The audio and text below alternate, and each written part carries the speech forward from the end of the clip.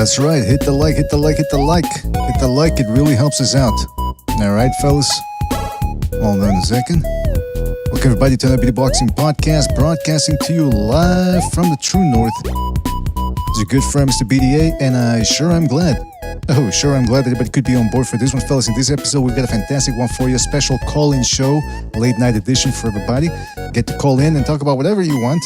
But for the most part, I'm going to start off with a couple of set subjects here that have been creating and stirring controversy in the boxing world. So without further ado, we are going to get started here. But before we do that, let's get the business out of the way, fellas. You know the drill. If you want to donate a couple of shekels our way, you're certainly welcome to do so with the super chat feature. Although it's always better if you join the membership program. That way you get more bang for your buck. All right, fellas? Special emojis, badges, the whole shebang. Don't forget you can check us out on Spotify, Spreaker, iTunes at your leisure. What else? And don't forget to hit the like, subscribe if you yet to do so already. Really helps us out with the algorithm. And I will continue to say, hit that like, hit that like, hit that like. All right? I am undeterred, indefatigable when it comes to saying hit that like. All right, fellas? So that's what we're going to be doing here. What else I was going to say? Shout out to everybody in the chat. Omar E, Boxing Sage, Cloudy Boxing, hashtag CDB, Amok in the house as well. JumpTube, Dark Hey Doe. All right, I'm opening up the phone lines here. Knockout Net, Super Sardonic. Who else we got here? King Bucho, keep an eye on thing. Campos Vasquez, Harp, Janda, Uriah Smith, Fluffy Toasters 89, Mr. White Chocolate.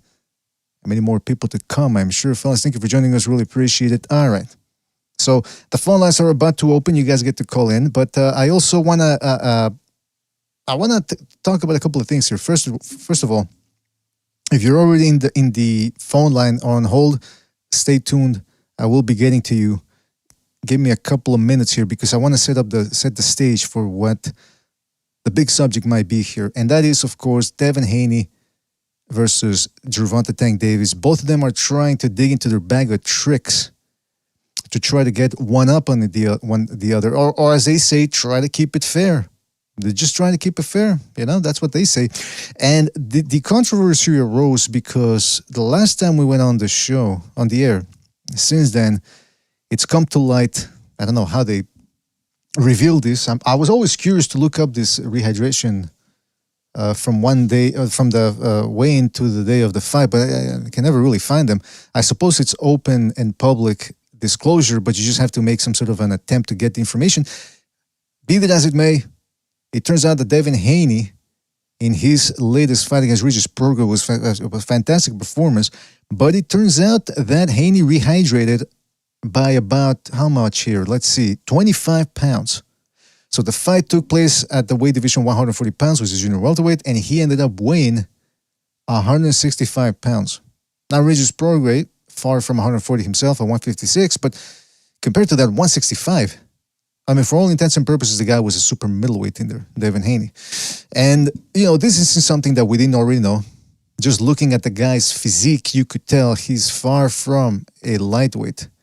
But some people continued saying, hey, listen, if he makes the weight, everything's hunky-dory. But now, recent revelations have thrown some controversy on top of this. First of all, one of the things I've been hearing on Twitter and in comment sections all over the place is people saying, in regards to the rehydration thing, is people saying, well, everyone does it. Well, first of all, it didn't always used to be like this. Most of you know that this all changed in the 1980s because before the 24-hour weigh-ins, we used to have same-day weigh-ins.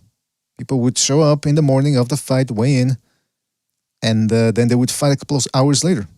And the interesting thing is, yeah, some guys cut weight the week of the fight, but certainly not the astronomical numbers that we're seeing now, 20, 25 pounds. That's just out of this world. So, in other words, this was all done in the name of fighter safety, but this grand experiment has proven a dud. But unfortunately, like most things in the boxing world, the institution, this monolith that we have, that's called the boxing world, it's slow and reticent to change. I mean, for a long time, people have been asking for instant replay, but then again, because of various constraints, that's been difficult to implement. And as a boxing fan, it's hard enough to try to get people to keep this sport on the right track. I mean, it's hard enough to tell people that, look, cheating, clinching is cheating. So people say, no, it's not. Everyone does it. Again, the everyone does it defense. So it's hard enough to do that. It's hard enough to try to keep these judges in check. Of course, you can never interview a judge. And whenever a judge hands in a controversial card and someone manages to get a hold of them, they are very evasive and they give you this circuitous double talk to try to avoid giving you their breakdown of why they scored the fight. Remember that judge from the Joshua Usyk rematch? They caught him after the fight and they asked him, how did you score this round for Joshua when it was a clear round for Usyk? And he goes, he starts stammering. You got to talk to my supervisor. He kept saying that. You got to talk to my supervisor. So again, these are the same, all the things that are difficult to keep track of and try to educate people that, look, this is the way the rules are set up and this is what they're supposed to say, blah, blah, blah. That's the problem with these 24-hour weigh-ins, which is that they are now the rules and they've been the rules for about close to 40 years. And to try to get that to change is going to be very difficult. So that's one of the things that I want to hear people from the callers here tonight. But also the problem is now that, everyone's doing it. Yeah, of course, everyone has 24 hours to rehydrate.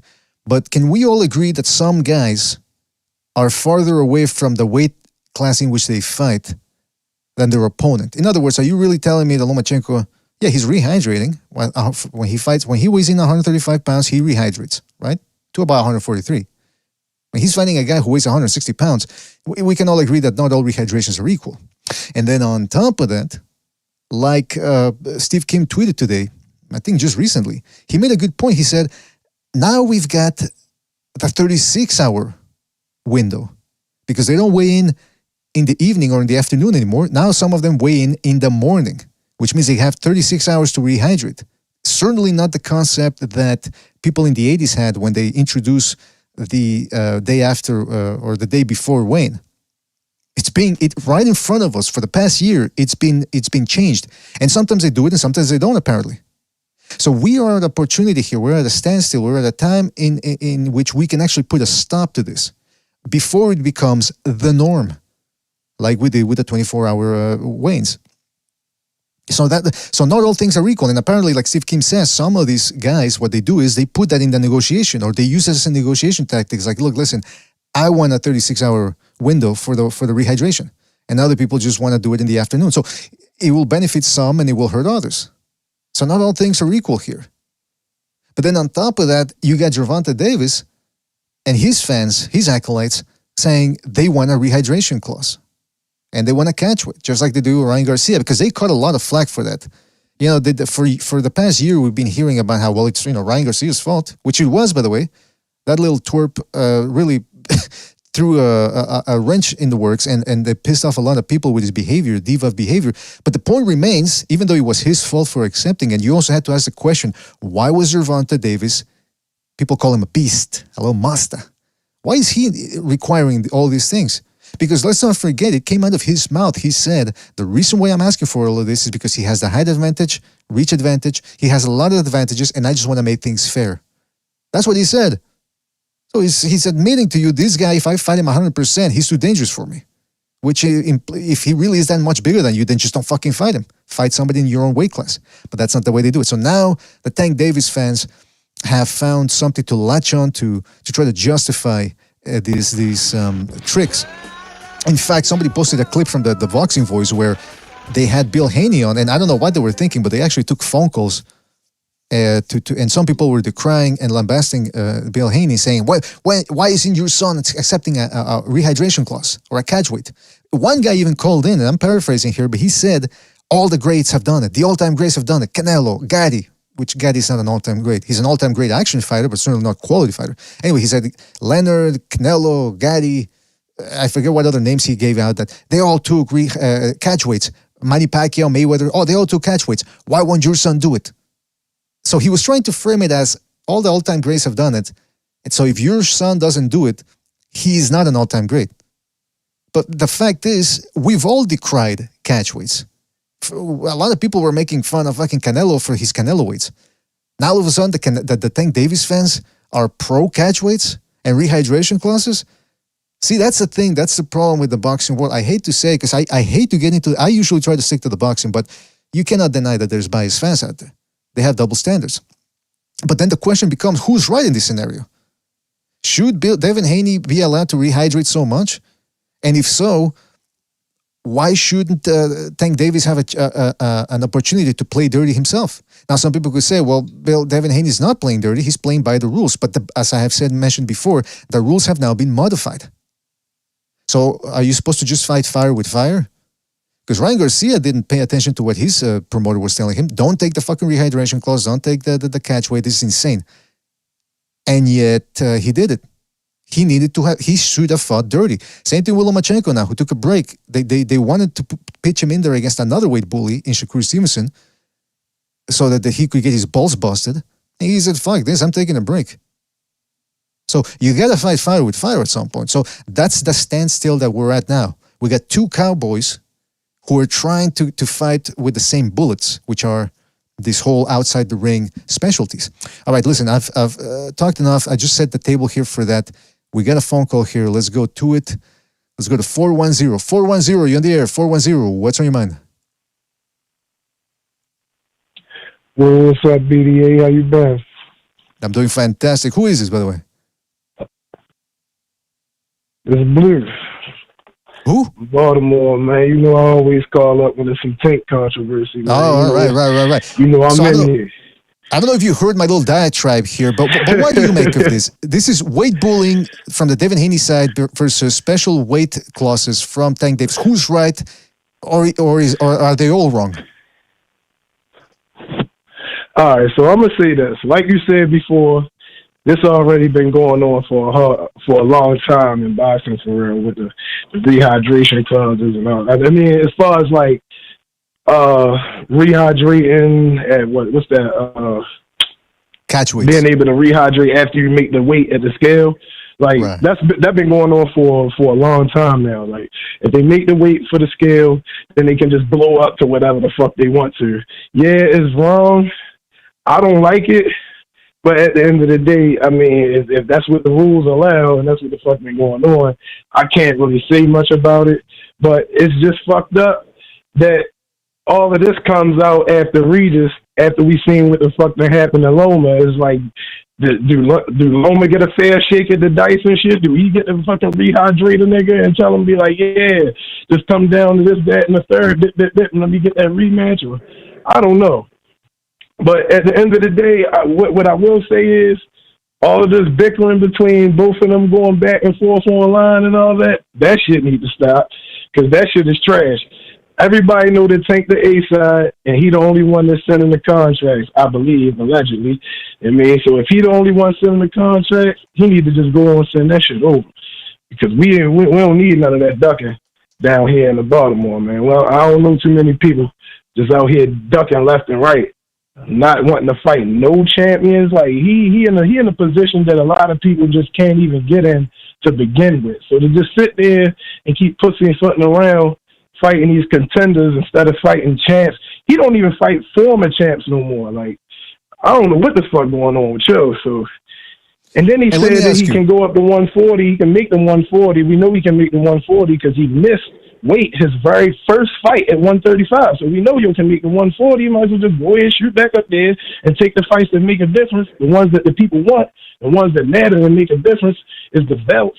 But allegedly, he don't want the belts, but just got elevated. He ain't telling them people. He telling us that he don't want it, but yet shit, he ain't about to throw it in the trash. What he gonna do with it? Like, yeah, you might as well defend the shit. Hey, let me ask you this. I mean, at the end of the day, if he. Let me ask you, man. If he plan on doing anything slick. Let me ask you. You're in Maryland. First of all, Gervonta Davis, that brings up a good point. What's next for him? He tweeted a couple of weeks ago that he doesn't want to train in Maryland because he said, and I quote, "My life is in danger." Do you know what he's talking about? Are there any rumors floating around in the streets about what the hell's going on over there? No, hell no, man. Tank ain't got no beef down here. Everybody loves Tank down here. I don't know. I ain't never hear no shit like that. As far as I'm concerned, I mean, everybody down this motherfucker loves him with a passion. They treat him like like an old grandma, like real live. Like his fans is like old What? grannies and shit. All of his fans is Like like what? old grannies, real live, man. Like you can do no wrong and shit. Like that nigga can do no wrong at all to these motherfuckers. I don't know Wait a what minute, the wait a fuck minute. he You talking said about. He got people. beef with who? You said people They treat him like love a him, grandma. like with a You, passion down this motherfucker. you said people treat him like a grandma. So that means that when he goes to buy his groceries, people actually carry the groceries for him to his house. No, I'm just saying, I'm pretty sure if he lived down here, they would do that. Everybody would be willing to do that. Everybody but me. I'm probably the only person that wouldn't be willing to do no shit like that. But everybody down here, DDA, they love Tank, yo. I can't say nothing bad. Every time I bring up what the fuck is really going on in boxing and what's really happening with him, about him fighting no champs and fighting, yo, these people be like, what about Rolly? I'd be like, yo, is y'all for real? Like, Well, I'll say like this, what about man. Rolly? You see what he did to Rolly? Like what? To I'll Rolly, say nigga? this. Did you see what happened to Rolly after that? Did you see what happened to Rolly after that? Like, the man that got starched 2 times after Tank. Like, what the fuck is y'all talking about? Like, Jahan and the fucking old man. Don't nobody know what the old man name is. You're just the old man. There you go, man. Starched Joe at 140. Like, what the fuck is... I don't know what nobody be talking about down here, yo, but... I mean, I don't think they really pay attention to the sport until Tank is literally on the screen, you know? And then Yeah, everybody that's- huddle up at somebody's house and watch it. Niggas do not be paying for no fights down here, yo. Everybody huddled up at somebody's house watching a Tank fight, yo. And then once a motherfucker get knocked out, they be like, boy, I told you, ain't nobody bet no money. That's you know what? That's what I'm trying to say. Like, these guys is... That's not These the guys that's is the weird, man. yeah. I've heard that from other people too that have called in from Baltimore. Well, 1 or 2, not a lot, but 1 or 2 have said the same thing. But he is mainstream over there, so I that makes sense. Well, listen, man, we gotta move on here to another call. But thank you for your call and call back next time, right, man? Take it easy out there. Absolutely, BDA. Hey, before you go, man, Yeah. Devin Haney, Tank, trash. They need to stop bickering online, and every fan and Tank supporter need to just go in and start boycotting this bullshit with these insignificant fights and shit. These fights that make absolutely no sense. All right, BDA, All right, have a good one. You too, man. Take it easy out there. Hey, that's the most sensible thing. I think that's the most sensible thing that's going to have been said this tonight. I don't know if anyone's going to be able to beat it. It's true, man, because that's what I was going to say in my diatribe is we're talking about all of this, but make no mistake about it, fellas. I don't even think this fight happens. I don't think it ever happens, which is a shame, but it is what it is. Don't forget to hit the like, fellas. Hit that like, hit that like, hit that like, all right? Hit it like it's your, okay. Let's go to another phone call here. Let's go to 832. 832, you're on the air. 832, what's on your mind? What's up, BDA? This is the Straight G Toro. Listen, man, I've been hearing this whole idea of the weight bully thing, bro, and I'm here to tell you, BDA, the weight bully, the whole concept of the weight bully is a bunch of bullshit. There's no such thing as a weight bully, bro. It's either, if you can make the weight, I feel like that levels itself out. Because if you look at Devin Haney, and when he was at 135, he looked like an AIDS patient, So I don't think that's an advantage for him, really. I know he rehydrates to, whatever weight, maybe a couple pounds more than his opponent, right? But listen, man, at the end of the day, he doesn't have at 135. I think he's improved now, but when he was at 135, I think he lost to Loma, and his skills were kind of lacking at in a lot of early fights, right? He couldn't even knock out what's his name, Gamboa, and but I think he's improved now. But the whole idea is just bullshit, bro. It's like people like to talk about Jermell being a weight bully at 154. No, he's not, bro. He's had tough fights. He's had 50-50 fights. He's had fights where he's went to war. I don't think that's a weight bully, bro. And the whole idea of the weight bully was created by the inferior man, the inferior genetically man who is like insecure about himself, and he don't. He's just scared against to fight bigger men. It is what it is. Is the whole idea of the weight bully was so true, then how come Pacquiao was able to beat the shit out of Margarito? Like, come on now. Y'all love to praise Pacquiao. One thing I do say, I don't like the whole the catch weight. That's some bullshit. Like Regis said about Tank when he did that to Ryan. That's some bullshit, bro. Because rehydration, I don't give fighters credit for rehydration clauses. For the most part, like come on, Pacquiao did it to Oscar De La Fishnet, bro. De La Fishnet, he did nothing in that fight. He didn't land any significant punches at all. And what's his name? Canelo did it to Kovalev, bro. Kovalev, he had no chin because he had no water in his brain. Like what is that? What is this, man? Come on, no. And Gervonta Davis, man, dude, Gervonta Davis needs to stop these whole rehydration clauses and just accept the fight at maybe they can meet at a catch weight, but don't do the rehydration clauses because that's already bad enough for. Well, let me ask you this, Stray G. Let me ask you just out of curiosity. So, if you weigh in the same, there's no such thing as weight bullying. If you weigh in the same on fight night, that's it. That's all that matters. So, would it be fair to say that Canelo was not weight bullying Jermell Charlo? No. He won fair and square. He did his thing against Jermell Charlo, 100%. Yeah. There you go. Interesting little concept right there. Because, yeah. I mean, look, some guys can you can weigh in the same or around the same on fight night. Then the next day, yeah, some guys will rehydrate 15 pounds. But then what happens if the other guy rehydrates 25, like Devin Haney? And especially, look, when you're young, you can do it and get an advantage the same night. It's when you're older, that's when it starts, and you've done it a multitude of times, that's when it starts to slow a fighter down. But this whole, and by the way, you said, well, Manny Pacquiao did, if it was so egregious, how come Manny Pacquiao did? Manny Pacquiao was special. And by the way, somebody pointed out in the chat that you said that y'all love to praise Pacquiao, sort of indicating or intimating that you do not. Why won't you praise Pacquiao? Well, first of all, I think Pacquiao had a bunch of blown up wins. He beat Brandon Rios. I mean, Brandon Rios was not really that good, and then y'all said that he's got that old man strength. He could be and I do think he was robbed against Timothy Bradley. I do give credit where credit is due. Pacquiao had some amazing wins, right? But at the end of the day, just like how we talk about the whole idea of the weight bully, you could also make an argument for the blown-up fighter. The blown-up fighter, I think Pacquiao was one of the blown-up fighters, but he had the skills enough to beat bigger men, and I do give him credit for that. At the end of the day, he showed skills, and that's what matters, right? In boxing, you show skills, and he showed skills. Mikey Garcia did it when he fought bigger guys.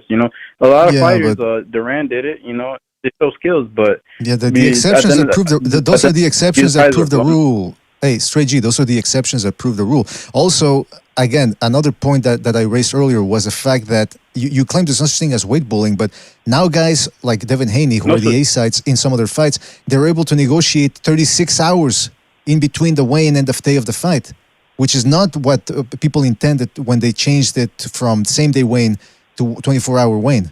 Now they got 36 hours, exacerbating the weight bullying. Let me say this, though. Yeah, let me say this though. Even though, I do say I'm against the weight bully shit. I mean, I don't believe in the weight bully shit. Hold up, I am against the 36-hour weigh-in. I think, unless both fighters get to weigh in 36 hours ahead, then fair enough, right? Even playing field. I get it. When you're older, it's harder for you to rehydrate like a younger fighter would. However, father time is a thing in boxing, and father time catched up to Lomachenko. It's catched up to a lot of fighters, but even with all that, I still believe Lomachenko won that fight, so it doesn't really matter. It still allows you to have to still be competitive enough if you have the skills, and Lomachenko has skills, right? And okay. So you're admitting, but hold on. So you're saying that if you don't have the skills, and then on top of that, the other guy's bigger, then that is weight bullying. You're admitting that it does play a factor. No, it's not. But you're admitting that it does play a factor. It's not BDA. That just means that the other fighter who you claim is a quote-unquote weight bully has more skills than him, and he beat him. And if he beats him, he beats him. He was the better man of the night. He just played more skills. He did whatever he had to do to win. But you just admitted that, the guy can circumvent the weight thing with the skill. So you're saying that the weight does play a factor in it. So a guy could be a weight bully because it does play a factor. Can circumvent the whole idea of gaining weight because he has skills? No, that just means he was able to display skills, and that's skills win fights. That's exactly what you're saying. In other words, Straight G, let me put it to you. You're not understanding. In other words, let's say I fight a guy who's 40 pounds heavier than me, and people talk about that, and people say, "Man, this dude's 30 pounds heavier." Now I can easily beat a guy that's 40 pounds heavier than me because I got the skills. but somebody else might get beat up by that 40-pound plus guy. So so what we're saying is that weight does play an advantage, and that's why that some people could be weight bullies. No, no, it's not. BDA, bro. I don't even believe those shit that people rehydrate. I don't until I see a scale that says that Devin Haney was 160 pounds, a whole middleweight. I don't believe it. You can't believe it. That's what the commission said. That's BDA. not. Excuse me. That the hold on. The commission said it. That it was on Twitter circulating the actual papers with the weights from the people in the card. So now you're saying, well, you're saying it doesn't work. It's a myth. Now you're saying, oh, well, I don't believe the weight. So you're kind of reaching now to defend a guy that you kind of like. I don't know. Maybe you and your friends get together and you scroll through Haney's Instagram and you wish you could meet him and you fantasize about, oh man, if we could hang out with him at the club or whatever. But straight G, you got to look at this. I don't care about Devin Haney. I've always picked against Devin Haney for the most part. Well, I think ever since I can remember, I don't think I've ever picked Devin Haney to win a fight. I know, and you know that, BDA. I know. I was busting your balls, man. Come on, man. No, but look, listen. At the end of the day, that's a discussion we're having because now Gervonta Davis wants a catch weight and a rehydration clause against Devin Haney, and the Haneys are saying fuck you. So it's all coming to a head. The rehydration clauses and special weight clauses versus weight bullying, and that's the question of the night: is who is correct and who's wrong. Now, you gave me your point of view. You said that you don't believe in weight bullying, and that's fair enough. We'll leave it at that. Anything else you want to say before we move on? Yeah, and I think Tank is good enough to beat Haney without a rehydration clause. I think as long as he has a catch weight and Devin Haney drains himself, because I do think there's such a thing as a fighter draining himself. I will say that. I think Tank will just catch him with the overhand left and just knock him out at some point. I don't think he needs a rehydration clause for what, I don't believe in the whole hype of the weight bully, BD. I just don't. I don't see it. Right. Heavyweights, if that was Deontay Wilder knocks out guys that are 60 pounds heavier than him all the time. So it's not. Yeah. He has skills enough to do it. So I don't. So you have to be extremely skilled. So you have to be. So you have to be extremely skilled to circumvent something that you admit is an advantage, which is the weight. So that's my point. It's that weight advantage. That's the way does you play a see factor. it, BDA. No, BDA. That's the way you see it. You all right? On your logic, yes. Devin Haney knocked out a bunch of bums. And that's what it was. They were bums. They might have been slightly shorter than him, but they were bums. Come on now, and once he started facing elite fighters, he couldn't knock people out anymore. So. And some of those were shorter than him. Jojo Diaz was shorter than him. And Devin Haney couldn't knock him out. Gamboa was shorter. If he was fighting guys on the come up, if he was fighting guys his weight, even though they were tomato cans, he might not have been able to knock him out. And these dudes, these journeymen, they live based on their record saying, hey, I pride myself in never having been stopped. That's not what happened because he had a weight advantage on top of having a skill advantage. So again, bullying right there, man. Anyway, listen, Straight G, man. We got to move on here. So you think that he weight bullied Jojo Diaz? Come on, BDA. Look, if the guy's rehydrating 25... I disagree on this, BDA. I don't know. All right. Well, I don't know what to tell you. If a guy's rehydrating 20 plus pounds and the other guy's just doing 10, there's something wrong there. Why didn't rehydrate to the same weight then? Come on now. Because he's a smaller guy. Because he's a smaller guy. That's what you're not understanding here. That's the problem. It's a warped system. I get it. He has a smaller frame, but at the same time, he could put on more mass. Power equals speed times acceleration. So he could do the same thing, punch hard. So then you're slower. So then you're slower against a younger guy who's just as fast, if not faster. But if you have skills, if you have timing, you could circumvent that. So now the other guys have to adapt to this crazy rule of 36-hour rehydrations. Listen, I don't like it, man. That's all I'm saying. All right, BDA. You have your theory set in. I'm not saying it's not a theory. I'm pointing out the reality here. I'm pointing out the reality. Anyway, whatever. All right, listen, Straight G. Thank you for your call and call back next time, right, man? All right, BDA. Peace. All right, take it easy out there. All right, as you can see here, people are giving their opinions, and I'm just giving an opinion back. I'm not saying I'm right.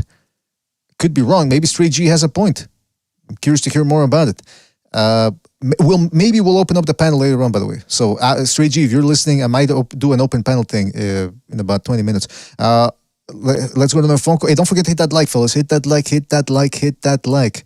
Let's get that like to about 80 now. Let's get it to 80. I think we can all do it. We're at 47. Let's get the like ratio to 80. Not ratio, the actual number. Let's go to another phone call here. Let's go to 915. 915, you're on the air. 915, what's on your mind?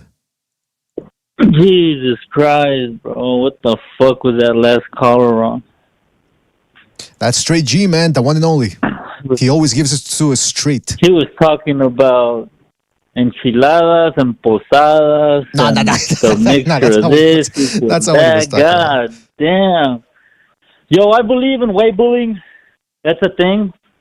You know, but if you can do it, then fuck it, you know. It's the boxing world. I believe every fighter in the boxing game is trying to have an advantage over the opponent any way possible. The reason I say it, too, is because I had my suspicions as to why they didn't want to call out Matias, his name, prior to the fight. And that's because the IBF title has a rehydration clause when you fight for it, and it's 10 pounds. This young man came into the ring 20-something pounds heavier. And the only way he can fight for that belt without a rehydration clause is when you're unifying for it. So they did a strategic move. Because I had talked to Bill earlier on another show, and I asked him about it. We asked, would you take a contract from Tank at 140 pounds with the 10-pound rehydration clause, which is pretty much the same thing the IBF title has? And he said, fuck no. So, well, there you go. They want to have the upper hand when it comes to the weight. So, all these motherfuckers calling in about weight bullying, that shit does exist. I mean, look, if one guy's heavier, you have to accept it. If one guy's heavier because he can cut more weight, because he's younger, or because his genetics or whatever, I mean, it is what it is. One guy's playing the system. Now, let me ask you, were you the guy that told Bill Haney that, were you calling him out about some of the racial comments he'd made? No, so about what was the question again? Or did you call out Bill Haney about some of the racial comments he'd made? No, it was someone else. Oh, okay, but he had because there was people calling in talking about Tank was only fighting burritos and tacos and whatever, right? So he didn't like that. He took it offensive. But I had asked him. Well, he quoted me like 2-3 shows ago with the same thing. So I've heard him make fun of Tank's resume when it comes to beating up Mexicans, calling them fucking piñatas and stuff like that. No. But yeah, bro, I do believe in that. I think there was a whole strategic move.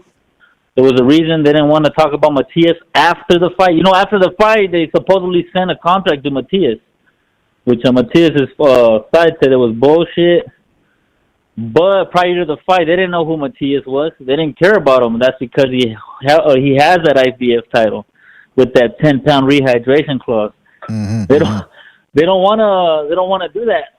And since the last caller mentioned Canelo, someone yesterday on a Discord channel we had, bro, was telling us, because he works out there with the Saudis, he was telling us that don't expect David Benavidez versus Canelo in 2024. Is that the right? Saudis offered him a good amount of money to undispute versus either Bivol or Beterbiev at 75 in Saudi. That's why Canelo was out there like 3 or 4 weeks ago. He never goes out there. He was even sporting the Saudi outfits, which I thought was crazy. I was like, there's something in the books for that. Interesting. Very interesting. Yeah, because, I mean, I don't know if you paid attention to his Instagram post not too long ago where he said all he wants for Christmas is another belt. He has all the belts at 68. The only other belts he can get is 75 because there's no way in hell he's dropping down. Right. And, I mean, if it's in September, that's a little bit before Christmas, bro, so expect that, you know. We shall see. Beterbiev wins. Yep, then they'll get Bivol, and then the winner of that takes on Canelo in the Saudis, which is crazy. And we'll see if that... What's the number one fanboy back here? Is David Benavidez doing? Oh, we got a couple of people. Well, we got Mirage, we got Booty Juice. Mirage, tell Tell David, the Egyptian monster. Nah, He come on. ain't fucking getting What Canelo, the bro. Tell the Egyptian? fucking Salvadorian monster that there's another monster in Cuba here. This Cuban is fucking chasing him. All right, man. All right, we gotta go, man. Thank you for your call, and the call back next time, right, man? Take it easy out there. All right, bro. The Egyptian. He does kind of look Egyptian, by the way. All right, don't forget to hit that like, fellas. Hit that like, hit that like, hit that like. Where are we at with the likes? We're at 51. 29 more people have to hit that like, and that way we can continue with the phone lines and maybe even an open lines format here for everybody. All right, let's go to another phone call here. Let's go to 510. 510, you're on the air. 510, what's on your mind? Hey, what's up, BDA? It's Mr. What's up, Booty man? Juice. Oh, Booty Juice. Speak of the devil. What's up, man? Hey. Why the fuck am I always talked about, man? Is there nothing else going on? Well, 'cause somebody asked me. Aren't you guys like? Somebody asked me who the previous caller asked. The previous caller asked, "Who's that David Benavides guy on the show?" And I said, "Oh, Mr. Booty Juice or Mirage." That's the Australian dude. That's Mirage, the bitch ass, whatever that guy. Ah, come on. Yeah, you have that confused. Well, I mean that's what he is. But anyways, I just want to say this. I mean, it is an interesting topic. If that is true about what Tech is trying to do, I'm not surprised by it. I mean, what else are we going to expect? I honestly see, I think weight bully is a thing. I think it's a lot of the fighters that are active now, I think, long story short, they're all essentially dehydrating themselves. We see this a lot in most combat sports, actually. That's why I respect a lot of the guys that are active right now, that are not fighting, like, with a weight advantage. It's pure skill, like Bevo, for example. People never talk about him. I don't think he'll ever get a respect, even towards the end of his career, whether or not he gets past Peterbiev. I still think even then people are not going to give him his respect, right? But one of the things I love about that guy, too, he fights at his natural weight. He's the smallest. See, a lot of shit, even before, when he fought Canelo, a lot of people never brought this up, that he has, the highest hit percentage. He's fighting at he's one of the smaller people in his weight class division. He's literally fighting at his weight, so he's not getting any real advantage when it comes to, other than him being fairly tall. But even then, he's still short. He's shorter compared to the other guys in that division. So people like that, I respect a lot. That's what it should be about. It should be about a will of attrition. It should be about, if I can beat your ass, I'll prove it. Kill or be killed. That's what the game should be. It's not fucking, I'm going to get some bullshit advantage, because that's one of the things I've also pointed out about Canelo, for example. People make a lot about him. Oh, he's fighting, challenging, this and that, but this guy's always had a weight advantage against a lot of his fighters, either 20, 30 pounds on record. So, to me, honestly, it's bitch shit. I wish it should change. I always wanted to ask Jimmy about that, too. Like, what would he think if he had any power to, like, bring that the weight getting back, the day of or before? Because I guess apparently, long story short, and that also the reason why they have the weight shit now, why it's different, is because they're trying to protect the fighters. But honestly, I feel like in a lot of ways, it's like it might protect some people, but it's not helping everybody. And if anything, it's fucking a lot of fighters out there. Instead of seeing more even matchups, we're seeing a lot of people. They're basically perpetuating, like, the problem that apparently weight was the problem before that. Essentially, if a guy is bigger, he's going to knock the other guy the fuck out. But we're still seeing that anyways. So just in a different way, Yeah, and people and fighters still die. I'd like to know what the rate of fighters' deaths are per year, because that's the reason why they changed one of the big reasons why they changed it to 24 hours. So I'd like to see if that actually improved things or if it actually made it worse. If something tells me that, at least from the competitive aspect that you mentioned, it actually made it worse. Yeah, and I want to say this too, what Turo was mentioning before about heavyweights. Like, first of all, look, Wilder, in my opinion, I don't give a fuck about his career. I don't care about the stupid shit he says outside of the ring. But Wilder's I give him credit in the sense that he's got really far to what he's done, because, I mean, obviously he doesn't have technical boxing skill, but the guy just has power. That's like a whole separate case of special talent. I wouldn't call him special, but you know what I mean? He stands out differently because of just the physical attributes that he has organically.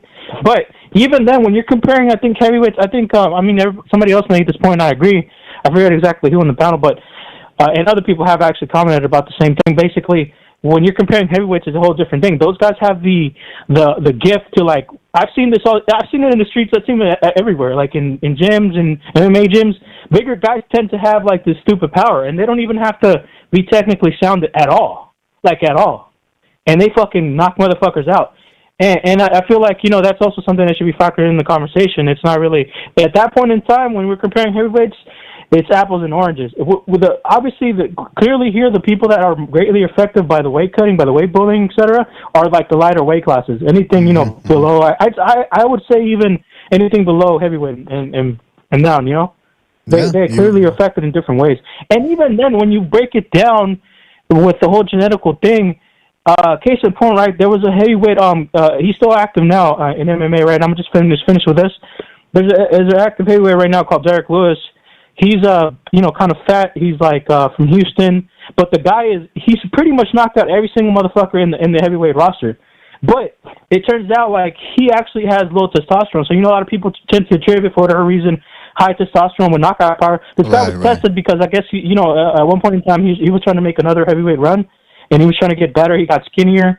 But his whole career was literally, he was still fat. He was just eating a lot of fried chicken or whatever. But point being, the guy has low testosterone and he's still knocking motherfuckers out. No, well, that's what he says. He loves fried chicken, dude. That's literally there's a lot of videos out there where you talk about Popeyes. I'm just saying, but case in point, case in point, that's also it is what I'm trying to say is it is very difficult to quantify. I don't think the science is out there to really break it down and say who's really benefiting from this. It's difficult to say. So that's all I wanted to say. But all right, Mr. Juice. Hopefully Jim can answer that. And yeah, that's all I really have to say about that. Yeah, I'll try to get him on, and I'll open up the panel too in a couple of minutes. So maybe if you want to jump in, you're certainly welcome to do so. All right, man. Thank you for your comments. I'll see if I can. If you're not going to set me up again, I'll come in and then I'll have some time. And maybe I will. You got to be on your toes. You got to be on your toes around me. Maybe I'll set you up. Maybe I'll set you up 2 times. How about that? Well, just to let you know, beforehand, I do have legal representation, and I also wanted to end with this. I'm legally, binded. I made a formal announcement before. I have to say this: fuck Canelo and fuck the Canelitas. So I'll end with that. All right, take it easy there, Booty. Thank you for your comment. Yeah, man. Listen, thank you. Yeah, my lawyer's way Jewier than yours. So, I mean, this dude, you can, like Patricia O'Neill used to say, you can actually see the pyramid dust on his fingers. That's how far back he goes. Well, listen, the phone lines are still open. I think what we're going to be doing is we're going to be opening up the panel to an open lines format here. Open lines Thursday. But before I do that, big shout out to everybody in the chat and where are we at with the likes here? Because I said let's get it to 80 likes. We're at 63 likes, which is good. Don't get me wrong, but 17 more likes and we're at 80. I think we can do 17. In the meantime, shout out to everybody in the chat. Shout out to Amok PvP for his contribution with the super chat. He says, what's he saying? He said, bring back same-day weigh-ins for pros. # bring in competent referees. Absolutely. That's in my Christmas wish list right there. No clinch. Well, competent referees who apply and enforce the rules across the board, and same-day weigh-ins. And of course, no fighter deaths. If we could avoid anyone dying in this sport, that would be nice. Unrealistic, but you can always wish upon a star, I suppose. Shout out to Amak for another contribution with the super chat. He says, we have weight classes for a reason. # fuck logic. Well, there you go. Some people feel that weight differences on the night of the fight are unreal and fake, that they just don't happen. Shout out to Just Brian for his contribution with the super chat, and he says Haney will get his cheeks clapped at 147. His cheeks. Oh, what's with the nomenclature right there? And shout out to Just Brian for his contribution. And I do think Haney at 147. I mean, the Haneys are very shrewd characters. If they see that the welterweight division starts becoming a landscape, a barren landscape, a wasteland, they will go there right away, and they will try to ride the cachet that comes with and saying, hey, we're moving up to welterweight. Can you believe that? Shout out to Gills30 for his contribution with the super chat. He says, Booty Juice is David Benavides' burner account. No, but Booty Juice actually calls in, and you can tell he doesn't have an Egyptian accent, like a caller from a couple of minutes ago said. So shout out to Gills30. And by the way, that was a weird set of characteristics. that Mr. Buttigieg gave about Derek Lewis. He goes, "Yeah, Derek Lewis. He's from Houston. He's fat. It's like he's from Houston and he's fat. That's how you would describe him, all right?" Shout out to everybody in the chat. What are people saying in the chat here? Haney, Earl Stevens says the Haney's cherry picked Prograis after the Zorlia fight. They certainly did. That's why Prograis said, "You're only picking me because I look back at Zorlia." And Bill Haney's like, "Well, who called you out? Who called you out?" It's like, well, he's sort of proving his point there. Claudio Monreal says 147 is kind of wide open, though. Exactly, that's what I'm saying. Shout out to OG Blaze. He says, "Yeah, the main event should be good pound for pound." I think he's talking about this Saturday's fight. Hands Flow Boxing Review says, "Don't forget no crooked judges either." Yeah, that's a thing, man. Let's wish for good officials all over the place. All right, listen, I'm going to open up the panel here. So I'm going to go over to the Open Lines Friday Discord. And if you fellas want to jump in, first of all, I got to change something here because it's set at 19 people. That's way too many, man. Hold on a second. For some reason, I cannot change it. But yeah, by the way, man, that's a thing, though. So we're talking about rehydration clauses and catch weights versus weight bullying. And again, that some people claim, like Straight G, that doesn't exist. But that is indeed the conversation that we're having here. Is there such a thing? And between Tank Davis and Devin Haney, who is correct? Who is... First of all, well, the fight even happened, of course. But who's in the right here? They're both using ass tactics. That's what American Slick Style, which is that when I say American Slick Style, I'm talking about the worst aspects of the American style. All right, and maybe the worst of the Mexican style, for example, could be like mammary style. I don't know what that would stand for, the acronym, but I mean, you guys make it work. I can't figure everything out for you. But the point is that we are seeing two guys now who are colliding. And that's why it's always good to have a shrewd guy like Bill Haney in your corner, because he will try to twist things to your advantage in terms of the contractual negotiations. So we might be seeing two guys at a standstill who will never fight each other because of that. I see we got Gonzalo, aka Gonzalo, in the chat, in the Discord here. Gonzalo, can you hear me? Hey, how's it going, Mr. BD? Doing fantastic. Doing fantastic. Hope you're doing. I got a piece of chicharrón stuck in my throat. Hey, don't use the Lord's name in vain, please, even though it's a late night show. And yeah, what do you think about this whole brouhaha? 25-pound rehydration from Devin Haney. Some people are saying, well, that's the name of the game, even though it was 36 hours now that he had to rehydrate. What do you make of all of this? I mean, in hindsight, okay, yeah, I was giving Devin Haney his flowers. I still do. I mean, he put on a great performance against Prograis. But if you take it one fight back, now we clearly understand. I mean, it's clearly visible that he was not just a weight bully, but a super weight bully with those 36 hours as an additional privilege. Aside the fact that he's already stepping in at around 175, 165. That wasn't against Prograis, but against Haney, yeah, he was probably around the same weight. But then he gets 36 hours. So the dude, I mean, every fighter rehydrates about what? Let's just give these dudes the benefit of the doubt, 10 to 15 pounds. But if we shave off 15 pounds for 165, how much is that? 150. 150. So to be honest, Haney is clearly he should be fighting at welter, going on junior middle. I mean, but he's still getting away with it because of the snack, and he's a young man, so he's still able to shave off the pounds and rehydrate. But if you give him 12 extra hours, hey, no problem. Better for him. And but it's not fair for everybody, because not everybody gets that privilege or that benefit. Well, life ain't fair, man, and I think that's what some people are going to reply. But don't forget, fellas, we have an open lines format going on right now. So if you want to jump on the panel, the link is in the chat right there. I see we got Never Sobers and Mirage jumping in here. Fellas, what do you think about this? We're talking about Gervonta Davis wanting a catch weight rehydration clause if he ever fights Devin Haney. The Haney's, of course, saying, no way, Jose, or no way, Tank in this case. What do you guys think of all of this?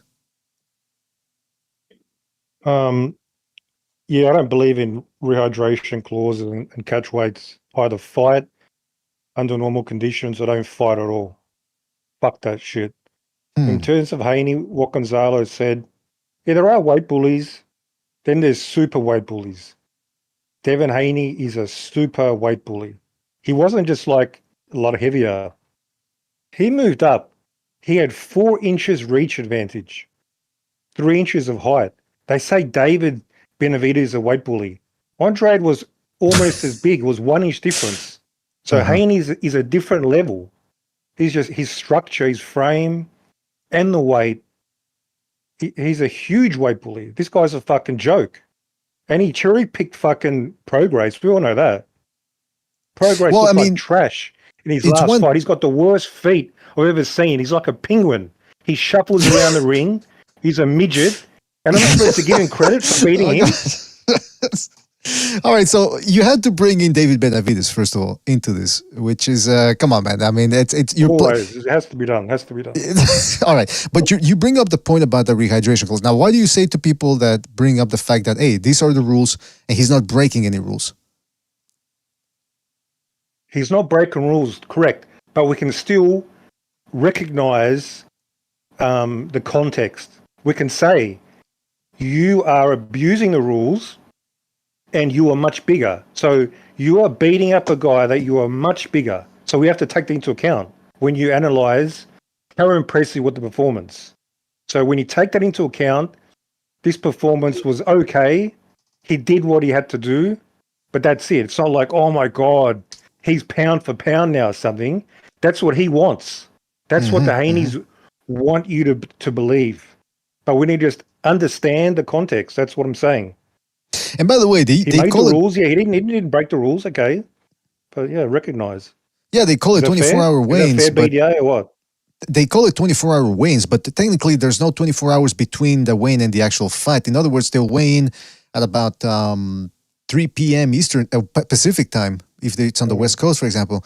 And then the fight will take place at 8 p.m. or 9 p.m. So that's more than 24 hours. So if you want to get technical, if a guy's weighing in the morning, he's got way more than 36 hours to rehydrate. So this is all being very strange. Hey, fellas, we got a phone call here. Now, keep in mind that there's a big delay between you guys on the Discord and the program that I'm using here to take phone calls. So let's just take it. Do I have to be nice to these callers? Do I have to be polite? Well, they won't even be able to hear you. So hold on a second.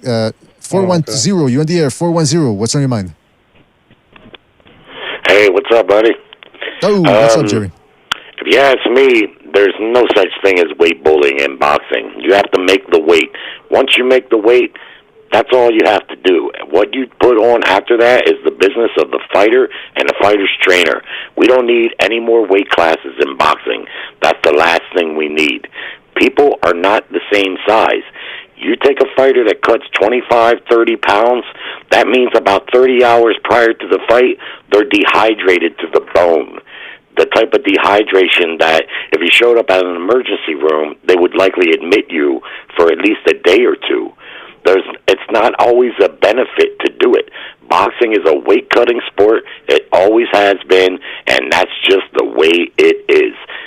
People are going to have to get over it. And with this Haney fight in particular, Haney didn't use his size in that fight. He used skill in that fight. And I can't really stand this some bitch, but, we got to call it for what it is. It's not like, I didn't hear Regis say, oh, he was much bigger, or he was, maybe he did, but I didn't hear him say that at the presser. What I heard him say was he was faster. He was faster than what I thought he was. Cutting weight ain't no joke. And they used to call Canelo a weight bully all the time. I'm like, come on, man. Everybody Canelo fights is bigger than he is. Does he cut some weight? Sure he does. But they pumping up, oh, this guy's a cruiserweight. This guy's a heavyweight. Bullshit, man. These guys walk around, from my experience, on average to 25 to 30 pounds plus where their fighting weight is. That's why they go in the intense 8-week training camps, and they're dehydrating all along the way. Once they get on that scale, they don't see that weight again until the next time they're on that scale if they fight at that division, and that's pretty much all of them, minus what you might call a natural. Like Golovkin was a natural middleweight, right? He fought his whole career. I even think his amateur career he was a middleweight. Mayweather, once he settled in at welterweight was a bit of a natural welterweight. Okay, that's fine, but they make up for the exception. Everybody else is cutting weight. Some guys cut 25 to 30 pounds. Some guys cut a reasonable 8 to 12 pounds. But until people are made the same height, the same weight, the same dimensions totally, that's just as good as it gets. Ray Leonard was not as big as Marvin Hagler when he fought him. Would you say that's correct? I'd have to rewatch, man. I don't know. I haven't really paid close attention to who was bigger. Well, my point, I guess, is this. These guys that claim it's weight bullying and stuff, they wouldn't even have survived back in before there was junior weight classes because, you know, there was a huge disparity in weight a lot of times. No, Ray Leonard was not as big. Marvin was a big middleweight, a big-ass middleweight. And Ray, you know, came up from welterweight. He wasn't... Hold on. There's a delay, fellas. Remember, there's a delay. He can hear you, but there's a big delay. But hold on, Jerry. But I got a question though, because you said it's not always that the rehydration thing. It's not always an advantage. So it can be an advantage sometimes. Yes, it can be. Sure. But I mean, what can you do about it, bro? I mean, what can you do? What are we going to make micro weight divisions in between all the weight divisions we have now? You know, that's why, you know, boxing's a weight cutting sport. It always has been. And no, I don't think it's always an advantage. And maybe Devin Haney is a good current example of where he was the undisputed champion by hook or crook at 135, but he could no longer cut the weight to get there. So he moved up. That's what fighters do. Once it becomes a harmful thing for them to cut that much weight, then they have to move up.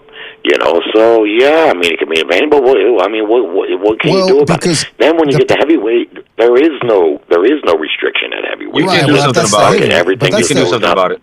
But that's a heavyweight division. But that's the thing, though, because okay, so sometimes it can be an advantage, sometimes it can't. But then it becomes worse because now we don't even have 24 hours to rehydrate. We got 36 hours.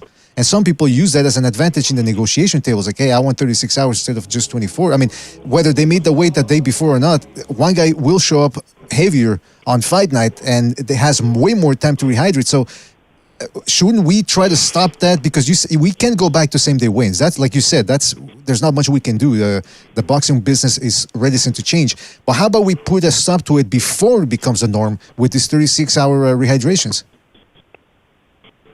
Yeah, I don't favor a 36-hour. I'm cool with the 24-hour. I'm not really much aware of what you're talking about there, but if you say so, that's fine. They're never going to go back to the same-day weigh-ins because fighters are still going to cut weight, but at that rate, they already discovered they don't have enough time to rehydrate, and more fatalities happen that way.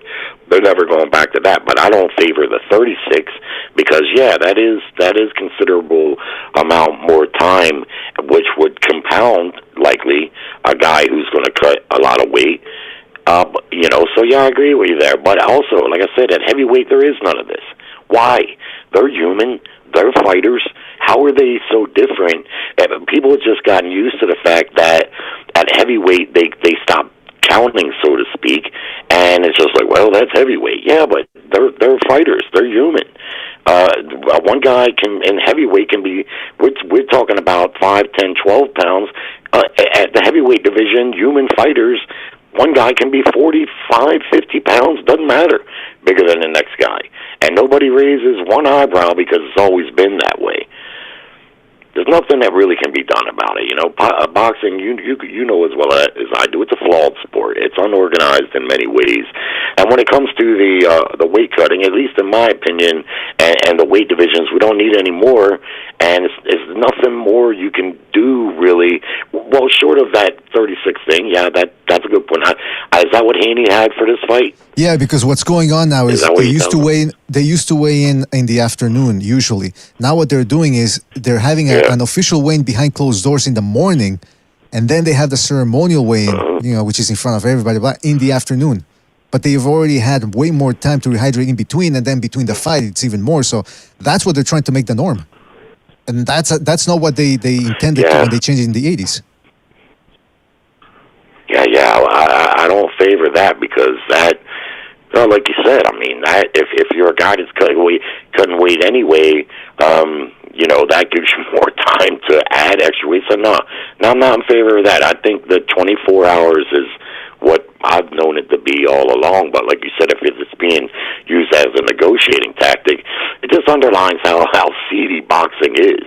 Absolutely. That they would set forth a rule, and the rule would be set forth for the fighter's safety, and then they would allow fighters to use negotiating leverage to skate around the rule. Nah, that's no good, and I don't agree with that. There you go, man. But, all right, well, listen, but beyond that, yeah, we got to use some sort of guerrilla warfare here to try to at least bring awareness to it. But your point is well taken. Thank you for your call, and call back next time, Robin. Take it easy out there. Thank you, buddy. Yep. Thank you.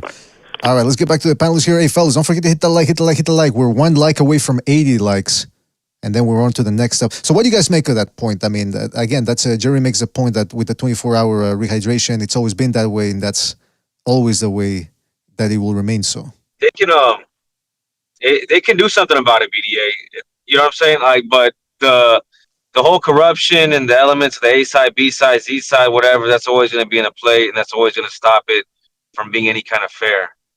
But there's a solution to the weight classes, and it's not to make more weight classes. It's not the same day weigh-in shit. When I was, and it's very fucking like, it's very basic, because high schoolers do this. When I was in high school and I wanted to be on the wrestling team, I was like, say, like 148, right? You take a hydration test. They test your piss, and they see how much body fat you have, how much weight you can lose healthily. And they told me, hey, you can go down to 135 without medical clearance. So I said, okay, I'm going to go to 140, right? And an MMA promotion already did this. ONE FC in Asia, they had a problem with weight cutting, whatever, whoop-de-whoop. They said, all right, so we're going to do a hydration test for all the fighters. And we're going to tell them where they can go, the farthest they can go down. And what ended up happening behind that was everybody in that organization just went up a weight class. And that's what happened in boxing. Exactly. Everyone will have to move up at least one weight class. That's for sure. But when it comes to Tank Davis and Devin Haney, though, so both guys are a bit of at a standstill. Tank Davis now saying, well, listen, we need a rehydration clause and catch weight just to start. The Haneys are saying, no, sorry, Bob, it's 140 or nothing. So does this fight even happen? And do you, first of all, my question is, do you guys even want to watch this fight? No, BDA, they're talking, bro. They're talking just like Shakur was talking. He was saying about a year and a half ago. One day, me and Tank Davis, that's gonna be the biggest fight of all time. One day, maybe at 147. These fools ain't trying to fight, bro. They're trying to talk. Just like Davis, just like Haney and Stevenson were talking like they were John like they was finna fight. Stevenson has a bad performance. They're not talking about him no more. You know what I mean? They're talking like they want to fight Ryan Garcia, and Teofimo wants to get in there. No, I need more money. I mean, they're all just playing around with each other, bro. It's very frustrating. It's very frustrating. It's very gay. And with the Americans, even more. Yeah, even more. You know what I'm saying? With the Hispanics, they'll fight each other. These Americans, bro, they're not gonna fight each other. I don't believe it. I don't want to see that shit. Because then they go in there. They're scared of each other. You know, it's interesting. Repet always said that. He said, look, the Haneys and the Lopez's, talk about Teofimo Lopez and the Stevensons and all that, they're all friends. They all grew up in the amateur program. They all knew each other. They know they don't want to fight each other right away. Like Irish Andre Ward says, whenever they ask him, hey, they ask Lopez, would you be willing to fight Shakur Stevenson or vice versa? And they go, oh, yeah, that's definitely a big fight down the line. It's like, that's definitely a big fight down the line. Right down the line. Later on.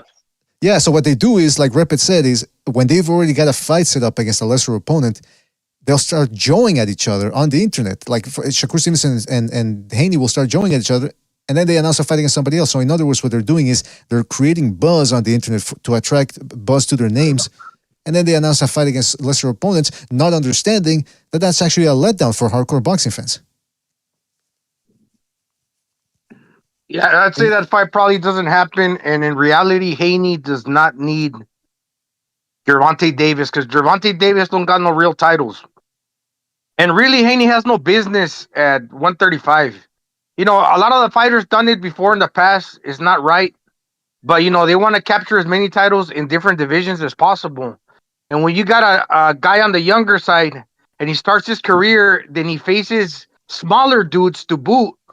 who are world champions and went up in weight. Like, for example, Lomachenko, he ended his career at a third division fighting at 135. All the while, Haney started his career probably around 135, I believe. But the point is that you got one guy ending while the other guy starting his career at that weight. So when Haney cuts down, not only is he picking on the smaller dude, which is perfectly legal, I get it, because Lomachenko is fighting in that division. But not only is he picking on the smaller dude, the smaller opponent, I mean, that opponent is older, right? Is older, and it is what it is, man. But then again, they'll move up in weight and try to conquer as many divisions as possible. Oscar De La Hoya used to do it too. Well, I mean, this is what what's his name? Haney said, Bill Haney, on the, I think it was the Boxing Voice. That's what he said. Yeah, okay. He says, let the rules be the rules and let the best men win. You cannot get on the Mount Rushmore of boxing with those rules. He's the rehydration champion, he said, talking about Tank Davis. So that's it, man. I mean, if apparently they're saying if they don't agree with that, there's no fight. Yeah.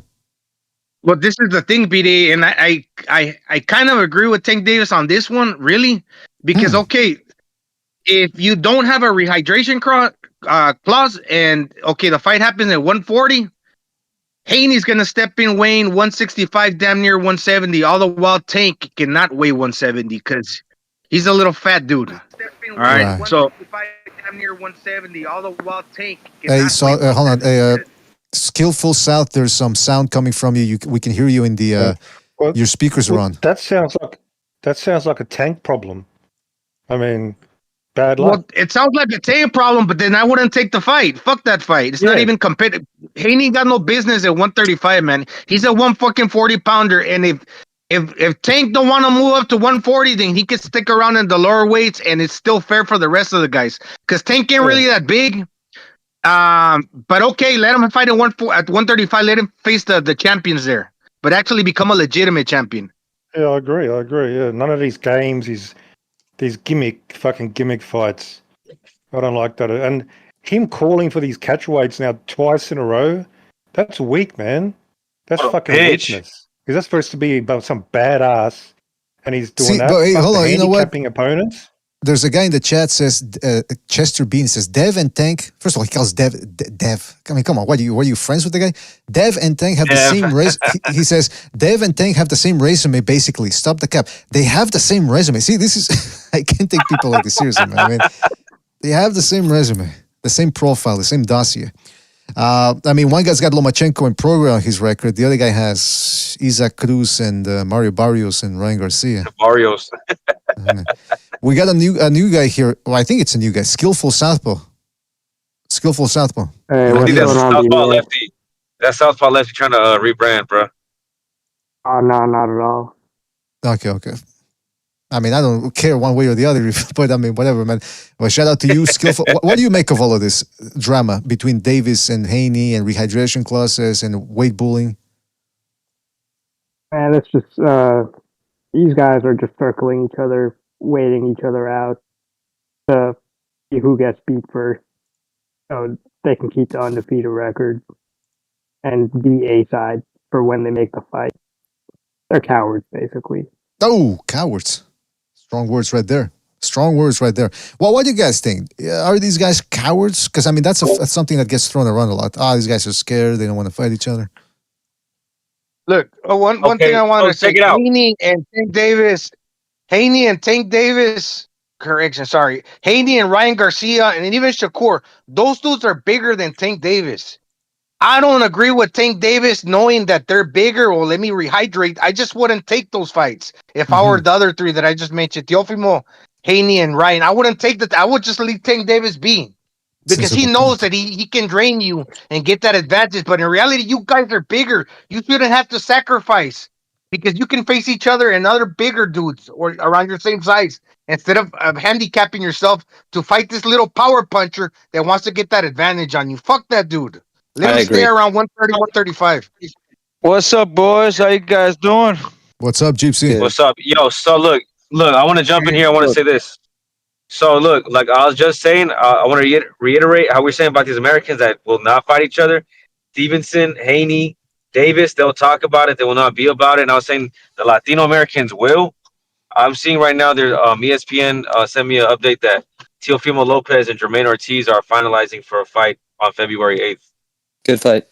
Hey, by the way, shout out to Anthony Lopez for his contribution with the super chat. He said Mike Coppinger from ESPN says Teofimo versus Jermaine Ortiz, February the 8th. So you're right there, Sobers.